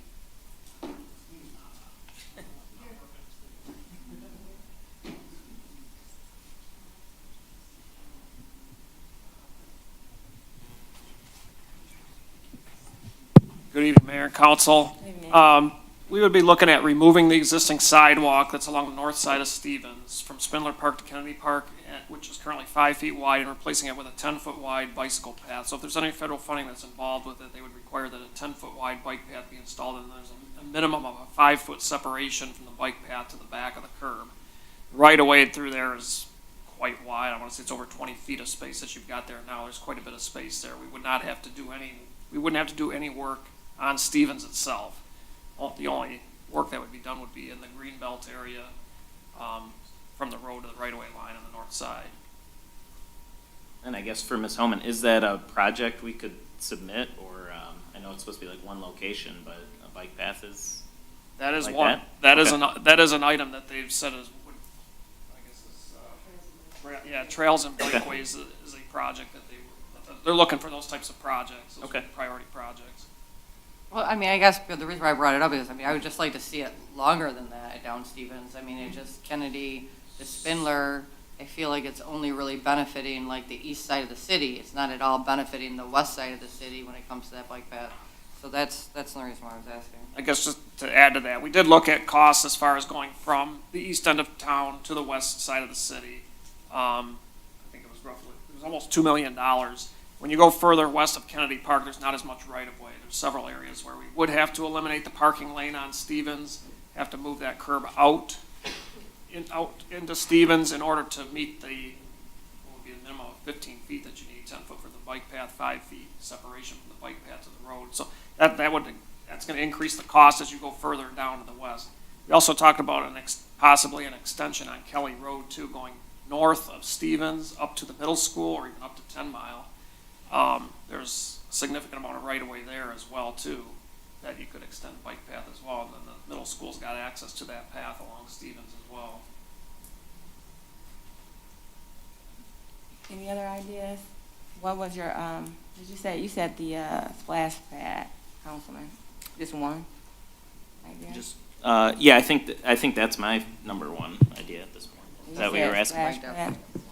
And Councilman Crowley said splash pad. Councilman Baker? Yeah, I just had a question. Ms. Holman, I think you had mentioned earlier when we were first talking about it during the scheduled hearing, something about whatever we do, like there has to be a plan and it said something about, I think you referenced something with staffing. And I heard you say that the grant wouldn't pay for that. Can you explain what that was? Absolutely. So for instance, if we did the bike path along Stevens Road, the city would have to agree to take responsibility for removing the snow, making it safe. That's more of a lesser cost. Splash pads are a fan favorite for sure. There are additional maintenance costs because we have to have specialized pumps put in, and then the people that work on those pumps have to be certified, I believe. So we'd have to either have workers that would be trained to take the classes for that certification or hire an outside firm. So it's just that in our budget that we present, we have to be able to answer questions like that. Okay, thank you. So the workers that we already have for the city could be trained. I just want to make sure I'm understanding that correctly. Is that, Certified. I mean, it's certified. I apologize. Yes. But again, that's additional staff load. So it's just things like that that they are looking for to make sure that whatever projects are put in, for instance, the exercise equipment, to make sure if we did something like that along a path, to make sure that the equipment will be maintained on a regular basis. Oh. I think they're just asking that communities be cognizant of everything that's entailed in a project. Thank you. What were your ideas? Well, I know what the overwhelming majority is. I mean, I hear it at the parks meetings and also here. So it seems that number one would be splash pad is what everybody wants to go for. Mm-hmm. But when she mentioned the staffing, that's I just kind of was wondering how that would work out for us. I mean, it's what the community asked for. So there's that, and then I know the walking path and the lighted walking path was one that was coming up. The only other thing that I heard that was talked about, and I think it was more so at a parks meeting, was just the improvements to the park. But if we're going in one location, I think it was improvements for Spindler Park. So I think that would kind of cancel that one out if we focus on things at Kennedy. So.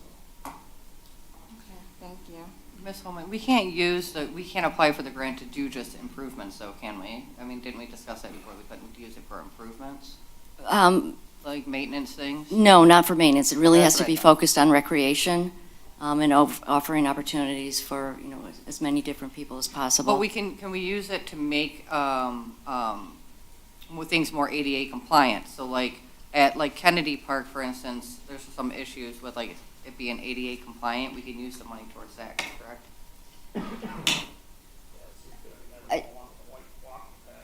Yeah, I mean, so we can do things like that.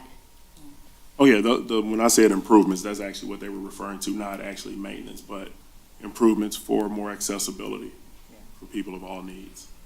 And again, as long as it has a focus on recreation, it may be hard to ask for renovation of the pavilions without it being part of a project that, part of a recreation, form of recreation. The other thing is, not everything has to be at the same park, it just has to be a single site. So the 3 applications could be at completely different locations. Oh, okay, I get what you're saying. Okay, I misunderstood that. So we can apply for 3 right now in the first round. Just whatever's in choice number 1 has to be at one site. Choice number 2 can be at a different, okay, I got you. Okay, that was my misunderstanding. Yeah. I like this. Were you done? Sorry. Oh, yeah. I Okay. mean, the ADA compliant equipment and improvements would be, on my list too. I like the idea of the skating rink. I think with grants like this, I think a lot of cities are going to be very competitive and want creative ideas. And I think a splash pad is a great idea. It's creative, but I don't think it's competitive to get this grant. Workout equipment, I think that's a good idea. I think seeing workout equipment in a community would be a nice thing to see people promoting health and wellness in our community. Since we don't have one, but I think it's one in Roseville. But we like to have one in our own community. Like the young lady said earlier, we want to see things in Eastpointe. So I have a skating rink, workout equipment, and my dream would be to have our own recreation building. So I like to dream big, and usually those dreams come true. So skating rink, workout equipment, and a possible recreation facility for our community. Madam Mayor, if I can really quick. Actually, I was listening to the mayor and the woman who spoke about the skating rink earlier, and Mr. Creech. That's something to look into. I don't think it costs a lot of money. The skating rink at Kennedy, it looks very drab. We could really spruce it up and make it a nice roller skating rink. I mean, I don't think it would really be that big of an investment, but I'm just saying off the subject of the Spark grant. I mean, because it does look pretty blah right now. Was it city administration, you think we should submit 3 then? Is there no reason not to?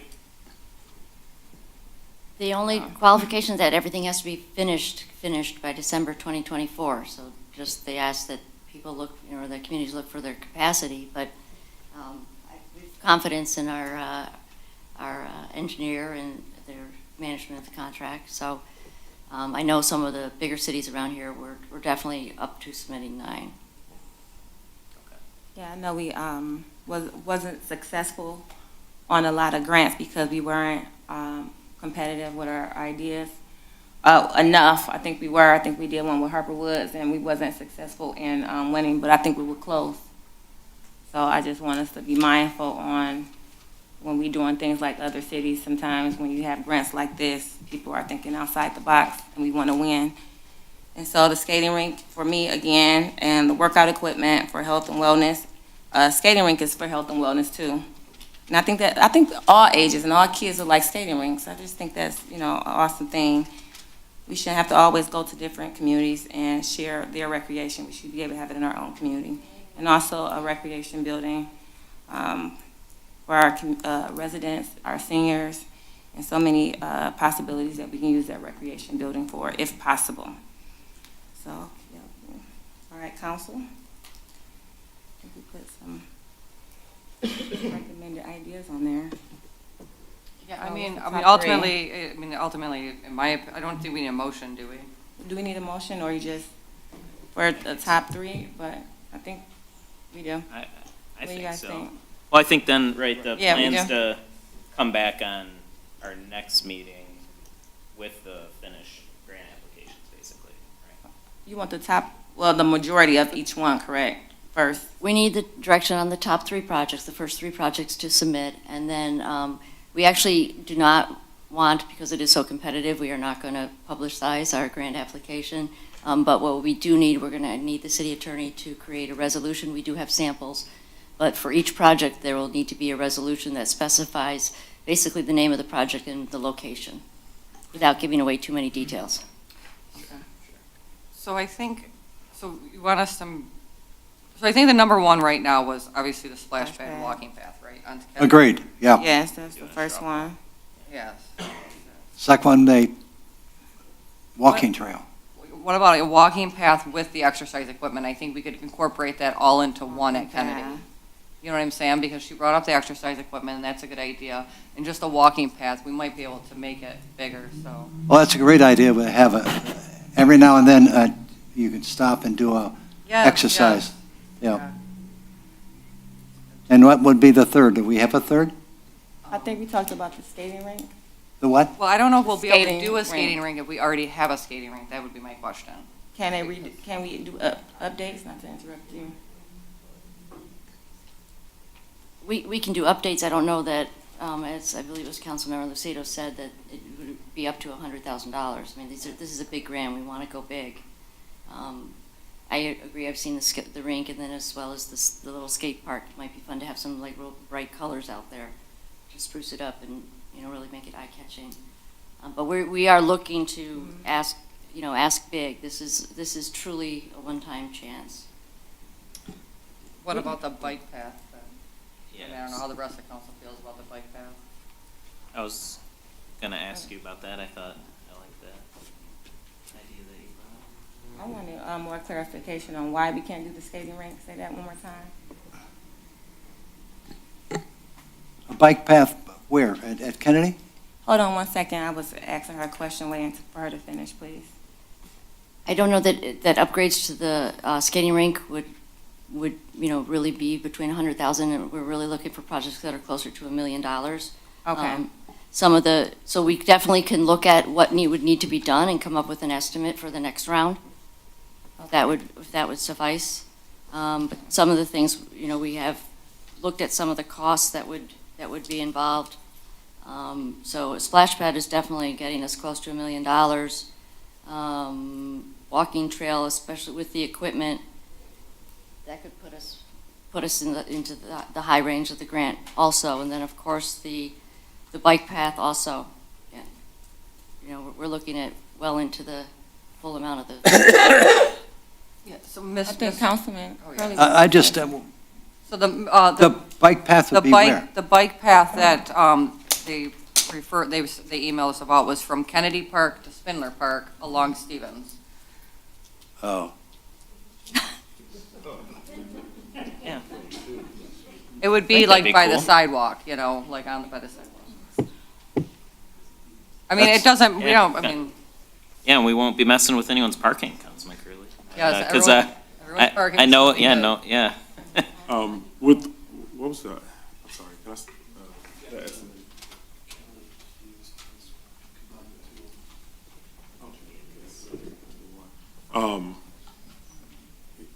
We were thinking too, if you go for the bike path, can you do both?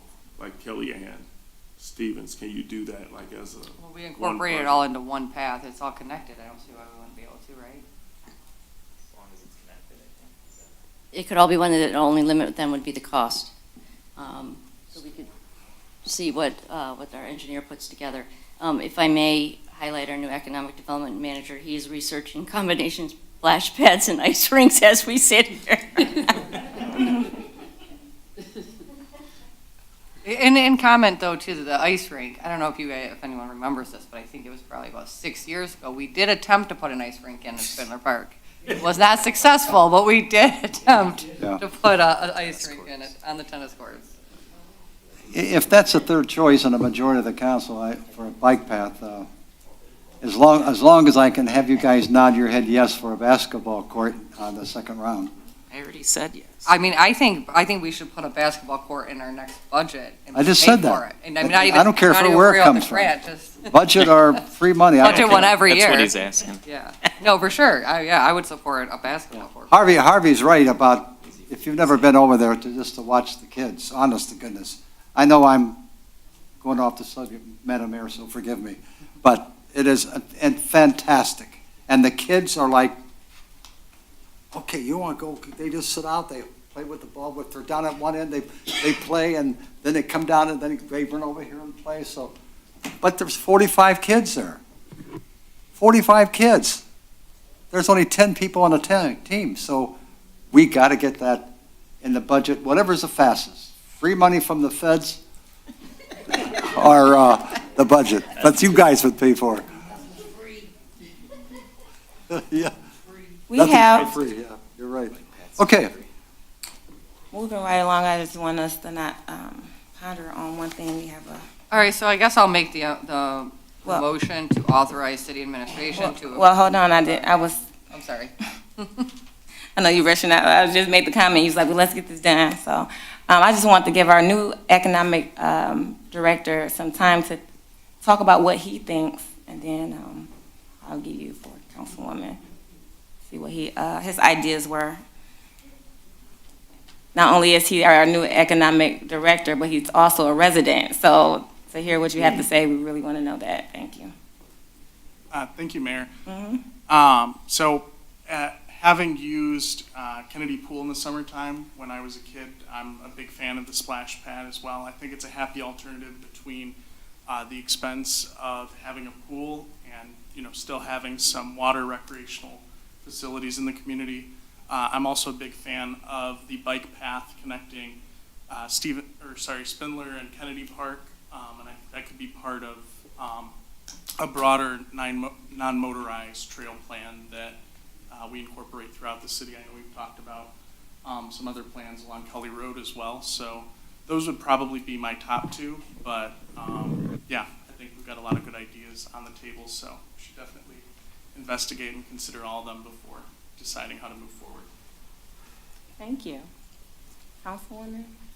Yes, Madam Mayor, I'd like to motion to authorize city administration to apply for the Michigan Department of Natural Resource Parks grant with the following priorities: a splash pad, number 2, walking path with exercise equipment, number 3, a bike path from Kennedy Park to Stevens, and to request the city attorney to prepare a resolution in the format required by the DNR for approval at the December 6, 2020 City Council meeting.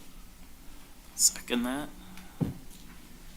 Just for clarification, for the bike path, that was Kennedy Park to Spindler, correct? And then did you want to include the Kelly? If we can. Okay. I'll leave that up to the engineers if they think it would be feasible to have that. We got a motion and support. Please call the roll. Thank you. Mayor, can I ask one quick question? City admin was doing like all the grant work, right? And then the city attorney is just putting the resolution that we have to pass at the next meeting? That's what correct. that meant, right? Yes. Okay. All right, thanks. Thank you. Motion and support. Please call the roll. Councilmember Lucido? Yes. Councilmember DeMonico? Yes. Mayor Owens? Yes. Councilmember Baker? Yes. Councilmember Curley. yes. Again, thank you to all the residents that let us know your ideas. We appreciate that, helping us move forward. And also rest of council with your ideas. Going to item B, approval of AEW professional services for 16129 and 16213 East 9 Mile. Council.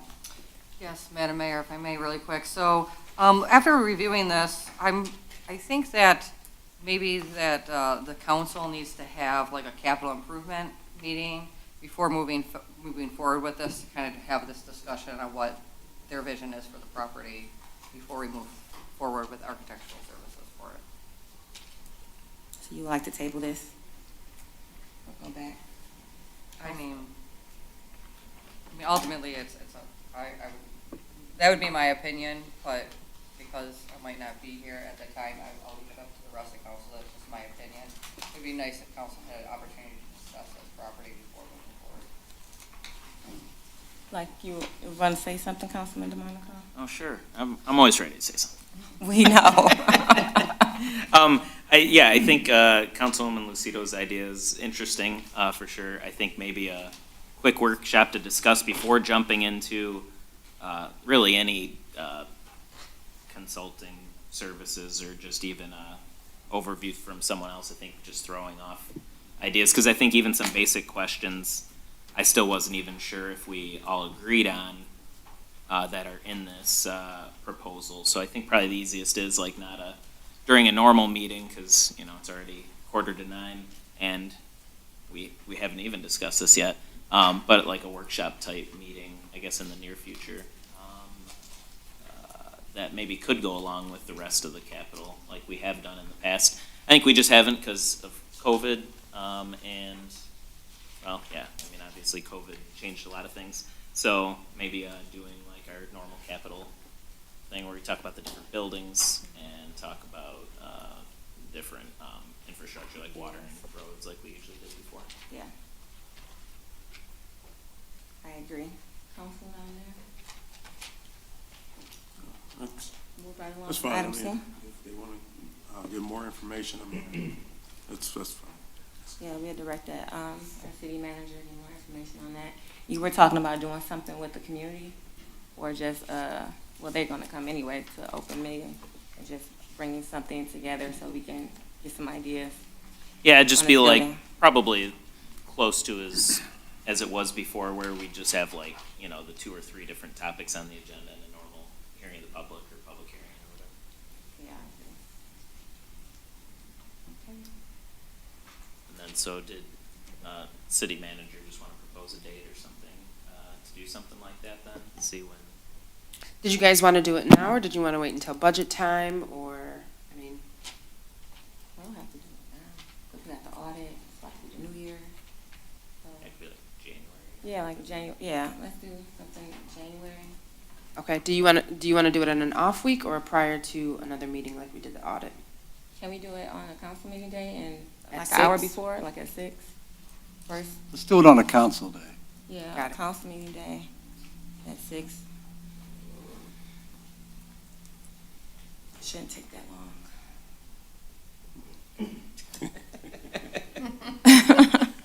I'm praying. All right, thank you, council. Item C, approval to reconstruct Mott Avenue from Kelly to Beaconsfield. I think the residents who live on Mott would be very excited this is finally getting fixed. Council. So yes, Madam Mayor, if I just may really quick too, once again, this is just my opinion. This project, I know, is definitely necessary and it needs to be done. But I think this is something too that could be discussed at that meeting, that capital improvement meeting with council at that time, moving forward. Because it's not even in our budget, so we've never really even discussed the project itself. I'm gonna turn this to the city manager. What's your thoughts on the last 2 items on the agenda that we just put on we just started talking about pretty much that wasn't in the budget? Sure. So starting with Mott, we have had significant outreach in regards to the condition of Mott.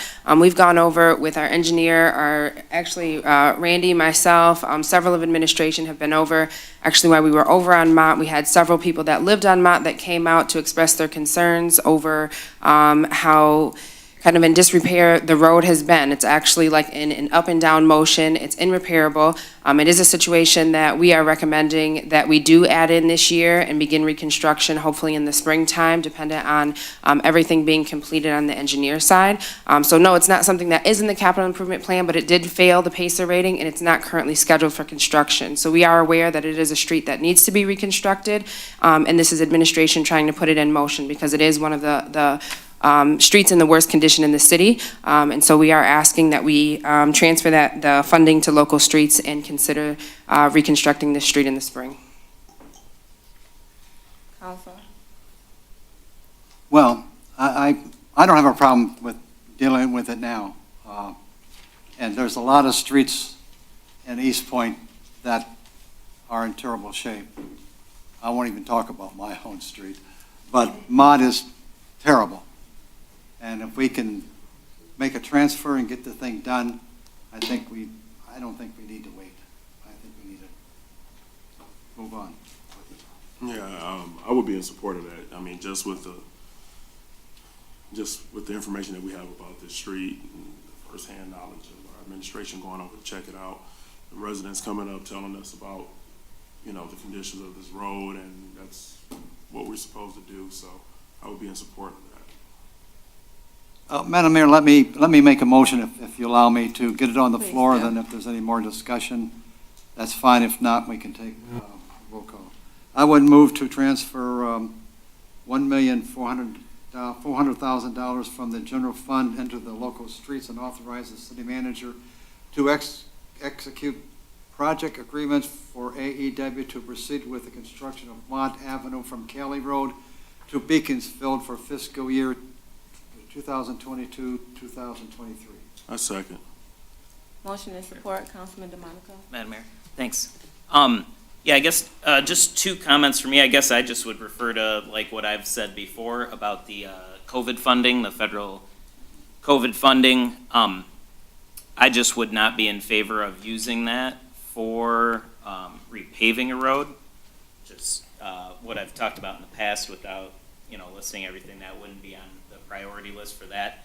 And then also, I mean, this will be something we haven't done, at least in the last 8 years that I've been here, where we've moved general fund money into local or major roads to repave a road. I don't think I am in favor of doing that. Is there other streets, including Mott, that has failed the PACER rating? So there are other streets. One of the things that we've used to fund kind of reconstructing local roads is CDBG money. We have used that in other ways in the past couple of years. The one thing with Mott is that it is not in an eligible area for CDBG funding. So it will end up utilizing money from our general fund, as we're not getting enough revenue into our local streets in order to fund reconstructing our local streets. So ultimately, based on where the location is, the general fund would have to support being able to reconstruct that street based on the location. I guess what I'm trying to say is that street and another street similar that has failed PACER rating, and why was this one a priority before another one that may have the same conditions? So there are other streets that did fail, but by far, and our engineer, it's not just, my survey would agree that it is the worst street in the city in the worst condition, and it's irreparable. So some streets we can go out, you can mill and fill, you can cut sections out and repair it to get us through several years. Mott is not in a condition to do so. So other streets, like we've done with Universal, I believe it was 2020 or 2021, we initially went out and we filled, we patched it as far as we can, and then we decided, council approved reconstructing a portion of that road just this year. So Universal was done based on that, but prior to, we got us through the next 2 years. So there are other streets that DPW goes out to try and hold us over until we can get funding to reconstruct those roads, but Mott is not in a condition that we can do that. Mayor? Yes, sir. Yeah, I think other roads in the same condition according to our PACER ratings be like portion of Boulder, portion of Juliana, portion of Ego, portion of Ash, which is just right next to over by Mott there. Roxana, Wilmot, Lexington, like Councilman Curley said. A couple courts, Teppert, Forest, you know, Marine, Raven. There's quite a few. I mean, fortunately, it's small chunks of these. You know, most of the map is not red, but you know, there's quite a few red chunks other than Mott for sure. Yeah. And if I can jump in too, I know the PACER rating kind of generalizes down to condition, so it seems as though every street that is rated a 1 is in the same condition, and that's by far not it. I've been down several of the roads, multiple roads have been mentioned at the council meetings, and I make it a point to go out and visit those. I know Councilmember Lucido had mentioned Holbrook. I've been down Holbrook. I've seen all of those roads. I go out to be intentional about that. Mott is not in that condition. Mott rides up and down, completely down the street. If you go down that street at 25 miles an hour, it feels as though the bottom of your car is going to come out. I was standing on the road outside when someone was coming down Beaconsfield in an Amazon truck, and you could hear everything in the back of the Amazon truck going up and down based on the condition. So we're not bringing this forward as just an idea or a random street. We were out there, we were on the road, we've experienced it, we've talked to residents. Just the code enforcement car being on the street, residents were pouring out of their homes to tell us the condition condition of the street and beg us to do something about the road. We're bringing this forward because it is a street that needs to be redone. And it's in a condition, even though it may be rated similar to other roads, it is by far in the worst condition, and our engineer will stand by that statement as well. Yeah, I mean, I would stand by that statement. I drove down the road. It's very bad. Okay, any more comments? Go ahead. Sure, can I ask Mr. Blum, I was correct, right, that we haven't transferred from the general fund to do a road project? I know we put some money in a few years ago for the water sewer fund, but not the major local roads? Correct. The general fund has never had the ability to do something like that. The revenue replacement federal funds that came in is what's allowing this to happen. Without this, the road's probably never going to get reconstructed. There's just not enough money going into local streets. If it's not CDBG, it's not going to happen. Well, I think we could discuss the maintenance budgets that we've put a lot into the 3s, 4s, 5s, 6, somewhere in there. I don't know exactly which pacer ratings, because you're not going to do that on a 1 or 2. The problem is we're trying to maintain the ones that aren't yet to 1 or 2, and then we got to fully reconstruct them, which is of course much more expensive. If we're at a point where we could do a little less maintenance, then maybe we could do roads, right? I think. I'll defer to Director Palucci, but I think we still have another 3 to 4 years on the maintenance program, the cutting, the concrete replacement. And until that's done, there will be absolutely nothing for reconstruction. So that fund is going to end up, or did end up, 2022 with $171,000, and that's barely enough to plow the streets this winter. So. Sure. Yeah, I guess I don't know, 1.4 million out of the general fund to me is a lot. I mean, I know we got the federal funding, but I'm not sure I'm in favor of that. Any other questions, comments? Seeing none, we have motion and support on the table. Please call the roll. Councilmember Curley, Yes. Councilmember Baker, Yes. Councilmember DeMonico, No. Councilmember Lucido, Yes. Mayor Owens. Yes. Item D, introduction and first reading of ordinance number 22-1228, an ordinance to amend chapter 10, buildings and buildings regulations of the ordinances of the city of Eastpointe. Council.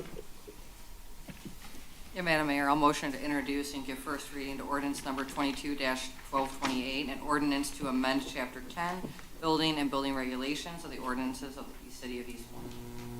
Second that. Can we get a explanation from city admin about this and quick overview? Oh, which one? Okay. Thank you, Madam Mayor, members of council, I'd be happy to. This is being requested by the city's building official to essentially decriminalize this section under the Rental Property Registration Act. So currently, first violation is a civil infraction. A second violation is a misdemeanor. And what happens is that the building department has noticed, and the court has noticed, that on these second violations, the person is charged with a misdemeanor. It means that they also have the right to court-appointed counsel at the arraignment stage and throughout the whole process until there's a resolution of the case. What the building department believes is that this will assist in the backlog of cases by creating a second offense within 12 months would also be a civil infraction, and that the person would simply receive a fine. Now, if they ignore the city's ordinance and they do not register their rental property as required by the ordinance, a third time within a 12-month period, then they would be charged with a misdemeanor. So it's coming from the city's building department, and the court is in agreement as well. They think that, or they believe that it'll ease up operations over at the court, and it'll just be more efficient. Thank you. Just one quick comment then, Mayor. I think can we, in the future, keep doing the red, like the track changes for it? That one was a little shorter, so it was a little easier to compare. I did include those. I just noticed that for some reason it did not make I actually did prepare that, but I think that was just an oversight, but, yeah. And then if we can put on the agenda too, who's proposing it, that would be awesome. That's all, thank you. I believe we have motion and support. Madam Clerk, call the roll, please. Councilmember Lucido? Yes. Councilmember DeMonico? Yes. Mayor Owens? Yes. Councilmember Baker? Yes. Councilmember Curley. Yes. Item E, adoption of resolution number 22-1949, increase of fees to court building fund. Council? Yes, Madam Mayor, I motion to adopt resolution number 22-1949, increasing court building fees to no more than $25. Second. Motion and support, please call the roll. Councilmember Lucido? Yes. Councilmember DeMonico? Yes. Mayor Owens? Yes. Councilmember Baker? Yes. Councilmember Curley. Yes. Next item, item F, discussion on upcoming vacant city council position. This was requested by Councilman DeMonico. Mr. DeMonico? Sure. Thank you, Madam Mayor. As well as most, I guess a lot of people at hearing the public realized, the council person right next to me here is not going to be sitting up here much longer. She'll be joining the Macomb County Commission. So I just wanted to I thought we should just talk about how we're going to handle the vacancy, you know, if we did want to fill it or not before the next election and when the next election would be. I guess personally, I thought it made sense. She'll be able to serve until Jan 1. And then so we should probably just post as soon as possible, I guess. I mean, I'd be in favor of appointing somebody, so we're not going, because it'd have to be at least like 8 months, I think we'd go without a fifth person. That we appoint someone, and that we could just do it at the first January meeting, so it gives people a month and a half to apply, and then we can just interview at the first meeting and go from there, I guess. And then I think the regular election would just be November, because her term would end in November. It'd be silly to have like a special election in August or even May or whatever. That was even, to me, it'd be silly to have like a 3-month or 6-month partial term, so. Well, I agree. I think first thing we can do is publicize it and to get people to send in their application.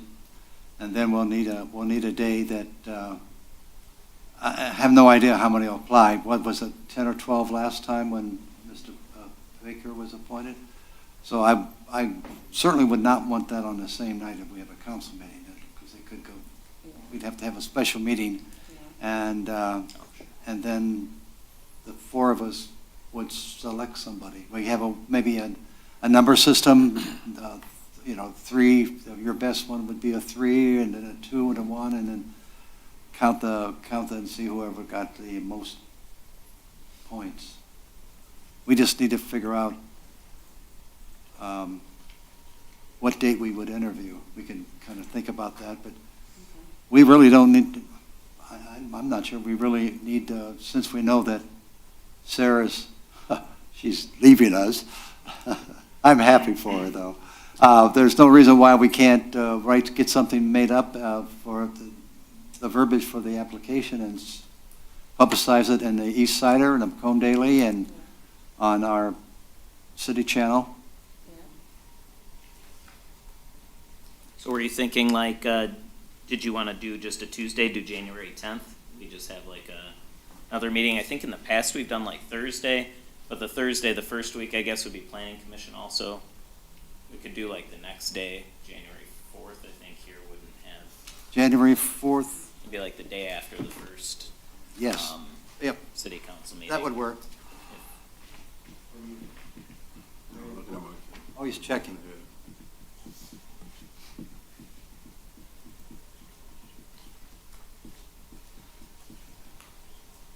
As far as just putting just to make it official, putting the language out there, or what do you have a special meeting January 4th? That would be the one where we interview everyone and then maybe vote and appoint somebody. I think Councilman Curley was just saying he didn't want to do it on the same meeting night as council meeting. No. Which I think I agree. I forgot that we split it before, so. I'll go with it, but I can't confirm it. I have to make sure my children's schedule is, they don't have anything to do, so I have to check and see what else is going on in my personal life to make sure I can commit to January 4th. But you can put that as on the calendar, and I'll get back with you all All right. and let you know. Yeah, Let's tentatively say the 4th unless yeah, you find out you can't do it. yeah. All right. I want to be a part of it. Yeah. Yeah, and I know that's Yeah. everybody's kind of getting back to school, and it's kind of like just coming out of the new year. So I'd probably lean, I mean, personally would lean forward, going maybe another week, but, you know, I'm not going to argue it. It's whatever works for the majority. Okay. So let's do probably like the second week, like you were suggesting, not right after the new year. I mean, I think that would work better. Okay. It's just my opinion about it. Just Yeah. gives people a little time to kind of get everything situated. So, just my opinion. Sounds good. 10th's fine with me, Councilman Curley? Sounds fine. January Yeah, 10th. let's do it. In question, did you want to publish like resumes and letter of interest required or requested, or what is council's interest and what would you like to receive from interested parties? We do cover letter and resume, I think is usually what we've done. You mean you want the verbiage of the letter? Are they advertising? And what you'd like from an interested party. So do you want a letter of interest, or do you want just resumes and cover letters? What is it that council would like to review for interested parties that would like to be appointed to the position? Well, what happened last time when you got robbed? Did you have resumes and, did you? Let's do it, let's just do it the same way. Yeah, let's do everything No, the same way. we don't have to invent the Resume new and wheel. cover letter. Yeah, Yeah. same way, Madam City Manager. Right. We're, on January 10th, was it 6 PM then, or 7, or? 6, no, 6 would be 6. great. 6 is good. I'll be done with my nap by then. And did we want to set a deadline for receiving the cover letters and resumes? End of December? By January 1st. Can you look up what we did last time? We can try to find it.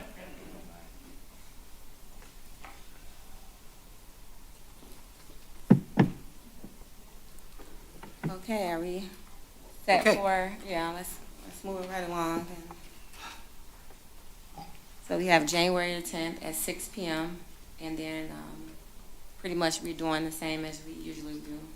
You're gonna see what it entailed from last time. Okay, sounds good. Item G, split city-owned parcel 14-29-182-001, Kennedy Park. Yes, Madam Mayor, if I may, Yes, I would like ma'am. to actually make a motion to table items G and H to our next city council meeting on December 6th. You want to do what? Table them till our next city council meeting on December 6th. Can you share as to as why? Well, so for two reasons, but the most important reason, I guess, is I want to do a little bit more research into, I spoke with Mr. Blum before the meeting today. I haven't had an opportunity to speak with him beforehand, but just into the different reasonings on why to split, especially Kennedy Park. And then the Stevens one, because of the fact that we're going to have the military museum on the next agenda, I thought it would just be appropriate to save it till we have that discussion with the lease agreement also. Council, what are your thoughts? Second the table motion. Motion and support, please call the roll. Councilmember Lucido? Yes. Councilmember DeMonico? Yes. Councilmember Baker? No? Councilmember Curley? Yes? Mayor Owens? Yes. Next item, payroll and bills. Council. Yes, Madam Mayor, I'll motion to pay the bills in the amount of $3,992,135.10. A second. Motion and second, please call the roll. Councilmember Lucido? Yes. Councilmember Baker? Yes. Councilmember Curley? Yes? Councilmember DeMonico? Yes. Mayor Owens? Yes, the next item is the hearing of the public. We did one in the beginning of our meeting. We always have one closer to the end. The second hearing of the public is now open.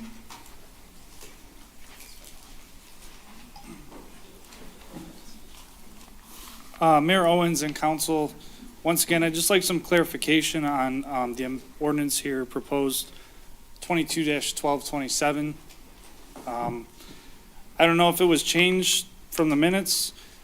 And Public Safety Director, I totally support, obviously we have problem establishments that tie up our police department. I could wholeheartedly support that.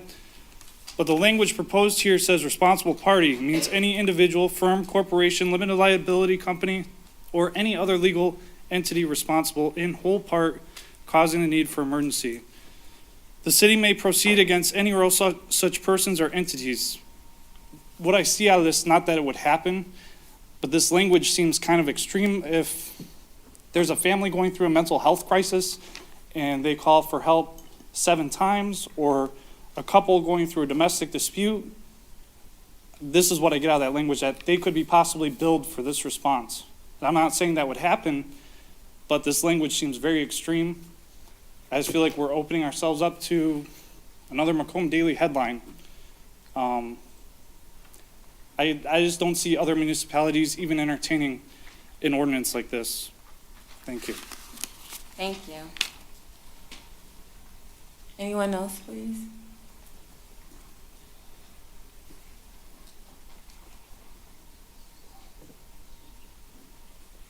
Hi, Cindy Federley again.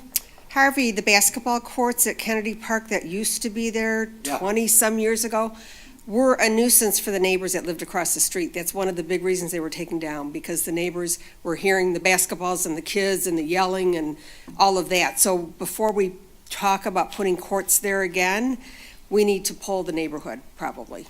That's not a bad Because, idea. where they're at now, there's no people living across the street from them. So it works out good, and I fully support putting more in, but we have to be cognizant of what it does to the neighborhood. You're right. Thanks. Thank you. Anyone else at this time?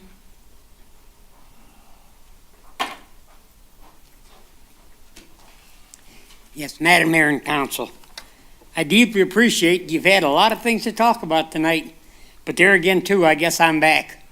And the worst part of it is I'm just going to read this and let me ask you what you think, and you don't have to answer me, I understand that, and I'd like to ask Mr. Albright. Maybe it's time we get back into it and start talking about some of our ordinances, because maybe I don't understand them anymore. This one seems to me it's pretty clear, though. It says, all weeds, grass, brush, and uncontrolled tree growth 6 inches or more in height, growing or laying upon the property in the city, and any rubbish, trash, concrete, junk, logs, old buildings, materials, used appliances, used machinery, or parts thereof, and other materials, refuge of debris laying upon the property, either public or private. I just want to get this again, either public or private. And maybe that's the part I want to discuss with Mr. Albright. It says, in the city are hereby declared to be a public nuisance.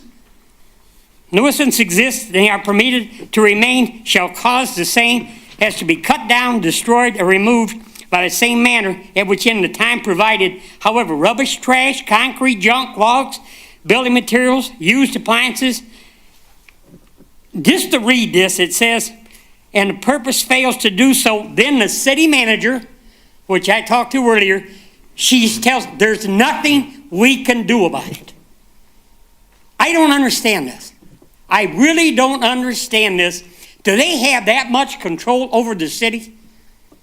Do they really have that much control over it? And they enter into the property and cause the same to be cut down. It says we can do this here, according to this. Or maybe I'm wrong. That's what I'm saying. I want to address this to our attorney. It says, then it may be cut down, destroyed, or removed in the same manner as provided. The director of the finance shall see sums. And this, there again, too, I'll read another one. As I said, this was under duty to cut and destroy noxious weeds. It says, every owner, possessor, occupant, or persons having charge. Persons having charge. Maybe somebody's going to have to explain to me who is in charge. Apparently, we're not. 30 seconds. Of any land, city shall cut or destroy. Please, can I please talk to the lawyer? And maybe I can't read this, or maybe I don't understand anything. It says, you are responsible. Excuse me. It says, You are responsible to do something about it. Thank you. Thank you, Mr. Breach. Anyone else at this time?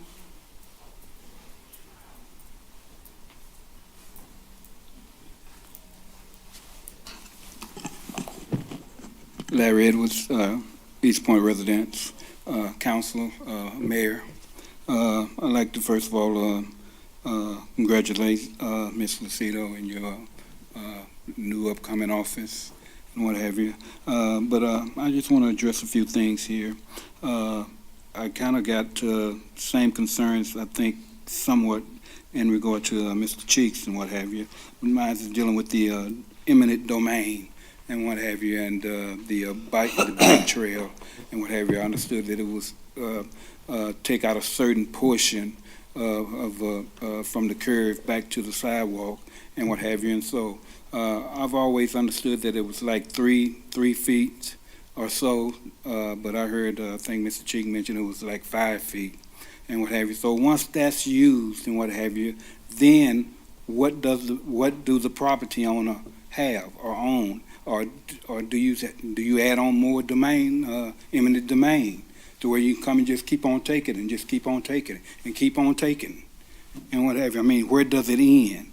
And what have you, in regards to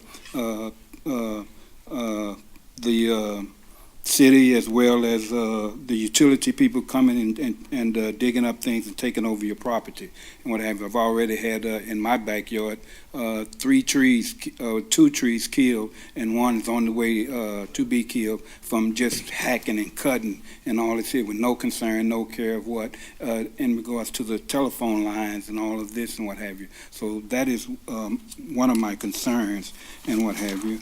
And I like to also say that I'd like to thank all of council and those that were in favor of the reconstruction there on Mott and what have you. This is, history is amazing. History has many positive effects of how it runs. Long before the pandemic, it was approved to have Mott reconstructed at that time, and then when the pandemic come, all of a sudden we come back to these meetings, then all of a sudden it was taken completely off and never to be looked at again and what have you. But then but everything that was around Mott, other than Mott, was reconstructed and what have you. So that was just amazing me how that was just taken off. It was supposed to be #1 and what have you. I mean, history is something else and what have you. And so I don't know how that got completely taken off from off the table and everything, and not to even be able to look again. But I thank you for doing the right thing, and I just say to Councilman Lucido, do the right thing in your office and everything. That's what pays. Thank you, sir. Anyone else would like to speak at this time? Anyone else?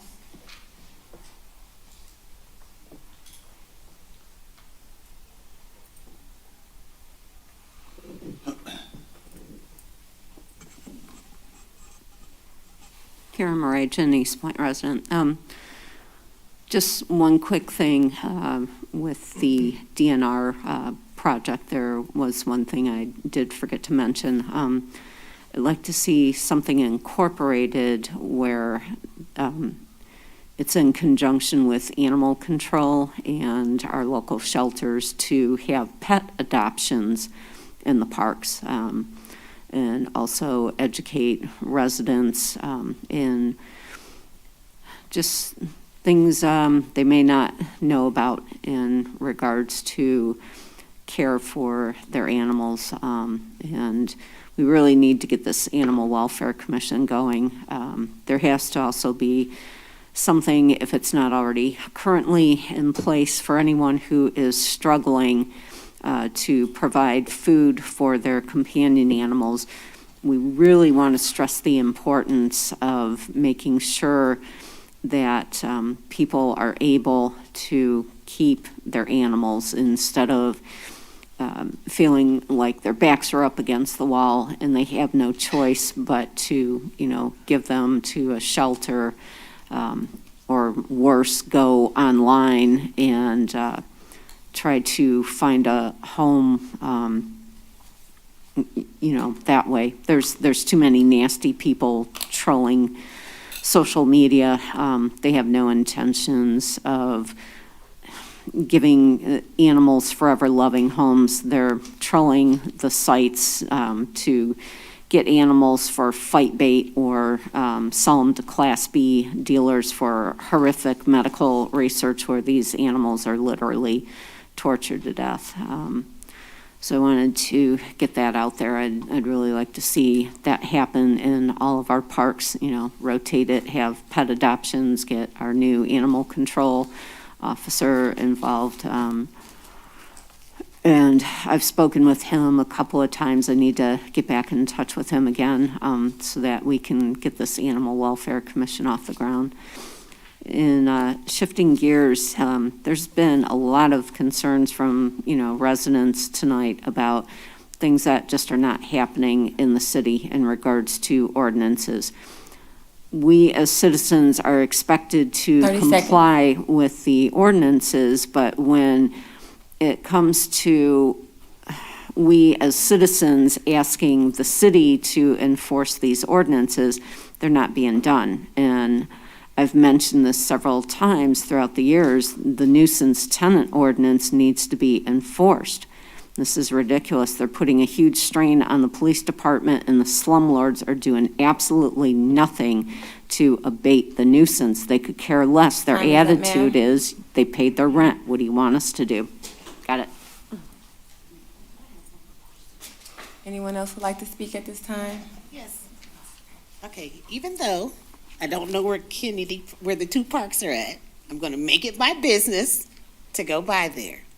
But, all the ideas that I heard are pretty good. I think they're really good for everyone. But for me, I am not, well, let me say this. I don't dislike animals. But I also think there should be some respect about people like me. Now, yes, I would love to attend the park, but I'm not in favor of your pets. Okay, can we get a pet park, a dog park, what is it called? Is that something that you could put in the budget maybe? Because I think you should have respect for people. Everybody doesn't like pets like that. And, sometimes we tend to forget that. So, just a thought. Add that in there if you can. And also, when you talk about all these different things that you want us to come and support, consider the person that's just not a happy pet lover, because that'll turn you away as well. Oh, and by the way, my name is Judith Brown. And I live on Veronica. Where's the gentleman at? I live on Veronica. Thank you, ma'am. Anyone else would like to speak at this time?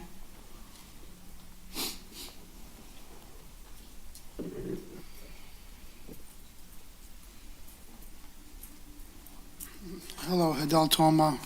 I identify as a male. This is for Lucido. As far as I'm concerned, don't let the door hit you, because you're leaving with the most expensive water bill, high crime, homeless everywhere. I just stepped over a homeless body coming here. Vape shops everywhere, destroying our children, abandoned buildings and abandoned homes, and you get an F for the animals, so don't let the door hit you. Next thing is lead in the water and the highest water bill. We're paying the most for the privilege of drinking garbage water. That's unbelievable. Third thing is you guys have been here, all you guys have been here for years and years and years. As far as I'm concerned, you guys are all politicians. And if we pay you, you'll consider passing bills. That's the way I feel. You guys wasted an hour talking about roller skates. Our kids are on the phone all day, and they're sitting at home watching TV, and they're smoking pot all day. They're not roller skating. This isn't the 80s anymore. So I don't know what the heck you guys are talking about. I mean, this is nonsense. Roller skating, 89, yes, when people were normal. But in this generation, these guys are lazy. The other thing is, that wasted hour could have been better picking the chief's brain. I mean, the guy probably works all day and he comes here and, I mean, you could have wasted that hour picking his brain. That'd have been wonderful. That'd have been hours spent instead of on roller skates. I mean, what are you guys doing, man? I hope we're not paying you. I hope to God you guys aren't getting money for this. Is crazy. The last thing is, Dana Nessel got elected again, and she made out with her girlfriend on TV. So I just want to apologize to the Eastpointe children. That's disgusting. No one should be locking lips on TV. No one wants to see that. You know, a simple handshake or congratulations. I don't want to see you locking lips, especially with your girlfriend. Get your kids out of school, please. If you're a parent, get your kids out of school, because if you don't, Dana Nessel has already said that she wants transsexuals teaching the children, and she wants trans bathrooms. There's going to be lawsuits happening. There's going to be problems. There's going to be all kinds of issues. So please, parents, get your kids out of Eastpointe schools. Homeschool them. It's your responsibility. No one asked you to bring them in this world. You should have had money for your brought them in this world. It's your responsibility. Get them out of school and homeschool them. Thank you, sir. Anyone else would like to speak at this time? Saying none, the second hearing of the public is now closed. On to mayor and council reports, starting with Councilwoman Lucido. Yes, thank you, Madam Mayor. So first of all, this last week, I've been able to attend a lot of great events. But before I talk about those, I really wanted to just give a big shout out to all the election workers that have worked on Election Day.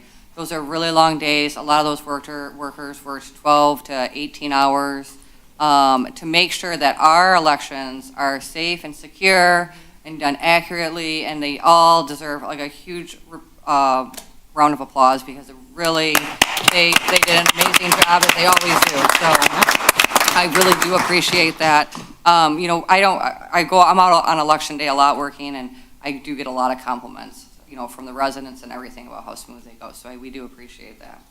But this week I had an opportunity to attend a bunch of great events. We had Deck the Halls, the Chamber hosted. That was a fantastic event. It's always a lot of fun.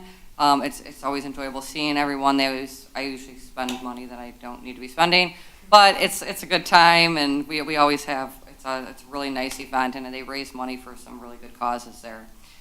Secondly, last Wednesday I was able to attend an event. I'm a part of this group called Impact 100, and we were able to grant $111,000 to Turning Point in Mount Clemens that services a lot of Macomb County families, and it is always an honor and a privilege to be a part of that group, because it's phenomenal, because they make sure all the money stays in Macomb County that we raise and we donate to them. So that also was really awesome. Then a great shout out to the Michigan Military Museum for hosting a wonderful Veterans Day event. It went absolutely fantastic. We had a really nice crowd. A lot of veterans came out. It was really nice to see them and to be able to pay honor and tribute to them and the sacrifices they made to serve us. And then the last thing is a shout out to the Oddfellows, who did their free breakfast on Sunday for the veterans also. I wasn't able to attend, but from the pictures it looked like they had a really good turnout also. And just thank you guys all for coming tonight. I love hearing all of your opinions. Thanks for all of your great ideas when it came to the Spark grants. And that's all I have this evening. Thank you. Councilman Curley. Thank you, Madam Mayor. Just a comment. I think maybe, just maybe, if the city offered more things, the kids wouldn't be in the house watching television. But I can tell you one damn thing. There's the 45 kids that are playing basketball every day. They appreciate what we're doing. I had my library meeting, as I always do, council members. I'm so excited about our library. Some of you might say, well, they probably don't have enough books there. There are 65,500 books at our library, all right? That is fantastic. The month of October, 3,728 people visited the library. That's 145 people a day. And you don't think those people were busy all day? They didn't have any downtime. We now received what we call our soundproof pad. To look at it, it's an oversized telephone booth. Now, some of you younger people don't know what a telephone booth is. What's a telephone booth, Councilman Curley? But you can go in there, it's totally soundproof, okay? I'm excited about this. And we're gonna get a bigger one in a couple more months, but you can go in there, shut the door, it's totally soundproof. You can't hear a thing. You wanna go in there and with your computer or your cell phone or quietly read a book, you can do so. So we're really happy that that's in there too. We always mention about the bottles and cans that you can turn in, right? We still have that. They're doing quite well, but some of you have a lot of cans sitting in the wherever, in the garage or something. You take 20 of them into this, what are you going to get? How much, $2? Give it to the library because they can use it a lot more than what you can use it for. So do that too. Lastly, I have a real good buddy, a real good friend, and it's Sarah's son, James. James, I know you're not feeling well, but maybe Mom will show you the tape in a couple of days, but we normally have, I'm going to cry, normally have lunch every Tuesday, and he loves me and I love him. And every time we have a lunch, I would give him a cap, you know, and being mayor for a long time and stuff like that, I finally ran out of caps. So I've got to go to the wherever, tell me where to go, I got to get a bunch of caps. But James, take care of yourself, and I'll see you next Tuesday. And that's an amen, Madam Mayor. Thank you. Councilman Baker. Thank you, and just to everybody that came out to express ideas for the Sparks Grant, we appreciate it. We want everybody to know that your ideas are valued and appreciated, and though some people may not agree with what you bring forward, that's the beauty of being able to have this dialogue. So you can learn what people think, what they see, how they feel, and sometimes you'll find some things that you have in common. Sometimes you'll find some things that you see differently, but you may enlighten or open somebody's eyes to some other opportunities. So I just want to encourage everybody that whenever there's this scheduled hearing so that we can get ideas, I just want to encourage you to continue to bring them forward. And now that I just heard that James is sick, I hope that James feels better. James is like a local celebrity. You know, I've seen James in action. He's very popular. So Madam Mayor, if I may, real quick, just Yes. so everyone knows, James is doing well. He had an infusion yesterday. He was having a little bit of a reaction from it, but he is doing okay. So. All right. Glad to hear. And Councilman DeMonico, a telephone booth is where I would go and change when I put this S on my chest. That's all I have. Thank you. Councilman DeMonico. Oh, that went back and forth a couple times. Pretty good. Yeah, pretty good. Yeah, thanks everyone for coming out, giving your ideas for the Sparks Grant. Just anytime, yeah. Hopefully we win a ton of money this time, but hopefully we have a second and third one anyway. Get some more ideas. Always can email us. One quick thing, Mr. Edwards, there won't be any eminent domain for the bike path idea. It's it'll all be in the right of way, so it's already city-owned land that we were talking about. So there won't be any eminent domain required for that. And Mr. Toma, I thought sometimes I was cynical, but I don't know. That was a lot there, Hadel. But thank you everyone for voting. Thanks to all the election workers. It was a very, very long day for many people, for sure. So thank you all for helping out. Turnout was 46.7% of our registered voters, with 13,025 people voted, which is almost the same as 4 years ago. The percentage looks lower, but it's because a lot more people are registered to vote now. So just a couple hundred people less voted this time than 4 years ago. So let's beat that 4 years from now, and especially 2 years from now. You know, I think we'll be saying that every election unless, we get 100% turnout. So just everyone get your neighbors to vote. And then probably a lot of similar comments. I'll try to go through them quick as Ms. Lucido here because of Veterans Day. The event at the Military Museum was great. We're both on the committee that helps put that together. But Ron Tamala, he talked about his time in Vietnam there. That was really nice. There were about 40 people there, I'd say. It was a very good event. Everyone checked out the museum beforehand. They brought some, Mr. Cosley brought some baked goods for everybody. A really nice event.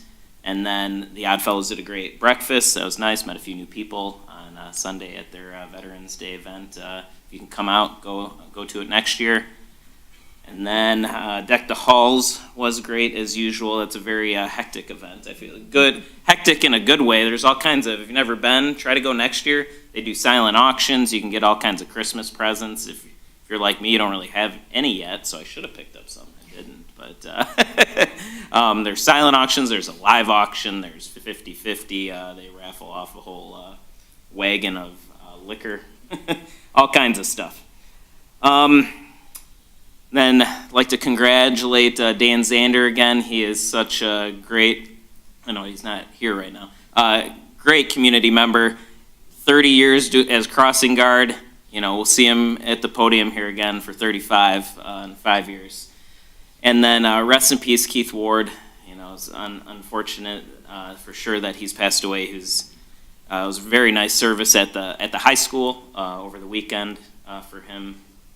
It was nice to see Jennifer and Natalie here for the proclamation. Congrats then to everyone, especially some Eastpointe residents that won in the election. My neighbor here, of course, Ms. Lucido, Veronica Kleinfeld, our new state senator, our new state rep, Kimberly Edwards. They both live in Eastpointe, as I'm sure all of you here know. And then congratulations to Shaniva Early being reelected to the school board, and Eddie Richardson and Cassie Grunberg, two new school board members, and actually Ms. Richardson at her first meeting yesterday. So everyone have a great Thanksgiving. Pencil in December 8th for the tree lighting, as Ms. Walton said earlier. And that's all I have, Mayor. Thank you. I want to say thank you, everyone. I don't want to reiterate what everybody else said. I think everyone did a great job for our elections, especially having a new city clerk and it being our city manager's first time doing elections. You did an amazing job, and the staff. You did a really good job, especially dealing with so many things behind the scenes. People don't actually know what leadership deals with behind the scenes. They just see everything perfect, but they just don't know everything everyone dealt with. So I just want to say thank you to the people who behind the scenes that were doing so much to make the election what it was. And I want to thank everyone in the audience as well for your input on making the city better. To hear how it used to be as far as the parks and different activities was good for us to hear, so we can know what to bring back, because it made the city successful. And some things, when we change things or make things leave, then a lot of people leave because those resources and things aren't here anymore. So we want to keep people happy in our community. So I thank you all for taking time out and expressing those things. And I want to also say happy Thanksgiving. This is a time where everyone needs to give thanks. A lot of people lost their lives not too long ago, and it's still a lot of people losing their lives during COVID. We still have a lot of people dealing with that. So at this time, give thanks to the people that surround you, and do not forget about the people that we lost as well. And also importantly, thank Jesus for what he has done for us. I think sometimes we talk about the turkeys and the dressing and things like that, but we don't talk about a lot of other things that we should be talking about, and that's Jesus. And so we're going to go into closed session. And if you guys want to stay, you're welcome to stay to see us say goodbye. No, Madam Mayor, I believe the vote was 3-2, and you have to have 4 votes to go in closed session. Well, and one comment, I was basically going to say the same thing, but 3-2 to add it to the agenda, and I figured I was making a motion now. Oh, okay. And then it would require the 2/3, as you're saying. Okay, because you just changed it, yeah. We added it to the agenda, we just can't go unless we get 4 votes in the vote. I know that. I'm just clarifying for myself out loud. Didn't I just say that? I'm the only one saying it now, Dan. So then I'm See? gonna motion, so motion to go into closed session now, and we have to have a vote. That was just added to the I'll agenda. support that motion. Oh, that was added. I thought we already supported it. Okay. What? So can I get a motion to go into closed session? No, you Yeah. can't. When did you add that to the agenda? So Councilman Curley, we voted at approval of the agenda to add it to the agenda to discuss. I 3 added to 2. it to the agenda. And it didn't, Rob seconded it, and there were 3 yes votes and 2 no votes. Right, so I put it then, on the agenda. It wasn't on the agenda. No, we added it to the agenda, now we're voting. Who's to we? vote. at approval, no, I motioned though. It was Cardy, myself, and you voted to add it to the agenda. There was 3 yeses. You said yes, I said yes, and Cardy, and Councilman DeMonico, said yes, to put it on the agenda, so it's on the agenda. Okay. So now we're gonna vote on that agenda item. And go into closed session. Okay. So then I'll motion that we go into closed session for attorney-client privilege communication regarding Rayford Belt, Moragian, Federley v. Owens, and the city of Eastpointe. Motion and support. Please call the roll. Councilmember DeMonico, Yes. Councilmember Lucido, Yes. Mayor Owens, Yes. Councilmember Baker, Councilmember Curley. Yes. Go ahead. You all have a good night.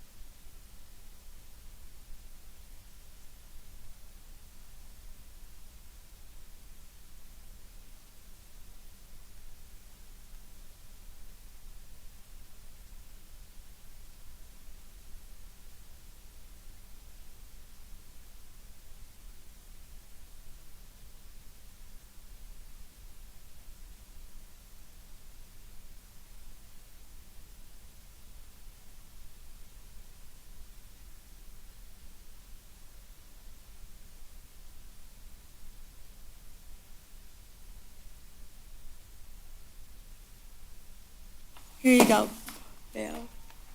Oh, thank you. Oh, it is almost. We're waiting on Mr. Baker.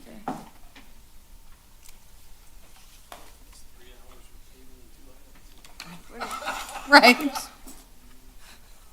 Thank you. Who we need? I need, Mr. Baker. Who's in the bathroom?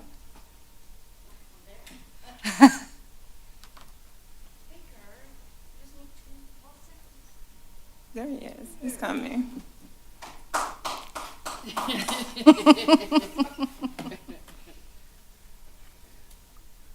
gotta be here at 10 o'clock.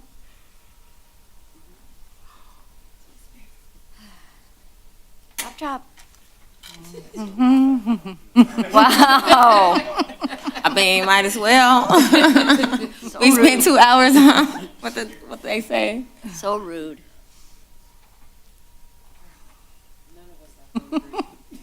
Right. Motion to adjourn. Our meeting is back in session. Our meeting is back in session. Do we have to do something for the closed session? We don't have to make a motion or anything like that, do we? No, because no decision was made. Okay, thank you, sir. Can I get a motion to? Can I? Support. Motion and support, please call the roll. Councilmember Curley. Yes, say yes. Councilmember Curley. Yes. I think it was Councilmember Lucido. Yes. Mayor Owens. Yes. Councilmember Baker. Yes. Councilmember DeMonico. Yes. Meeting adjourned. Everyone have a good night. That's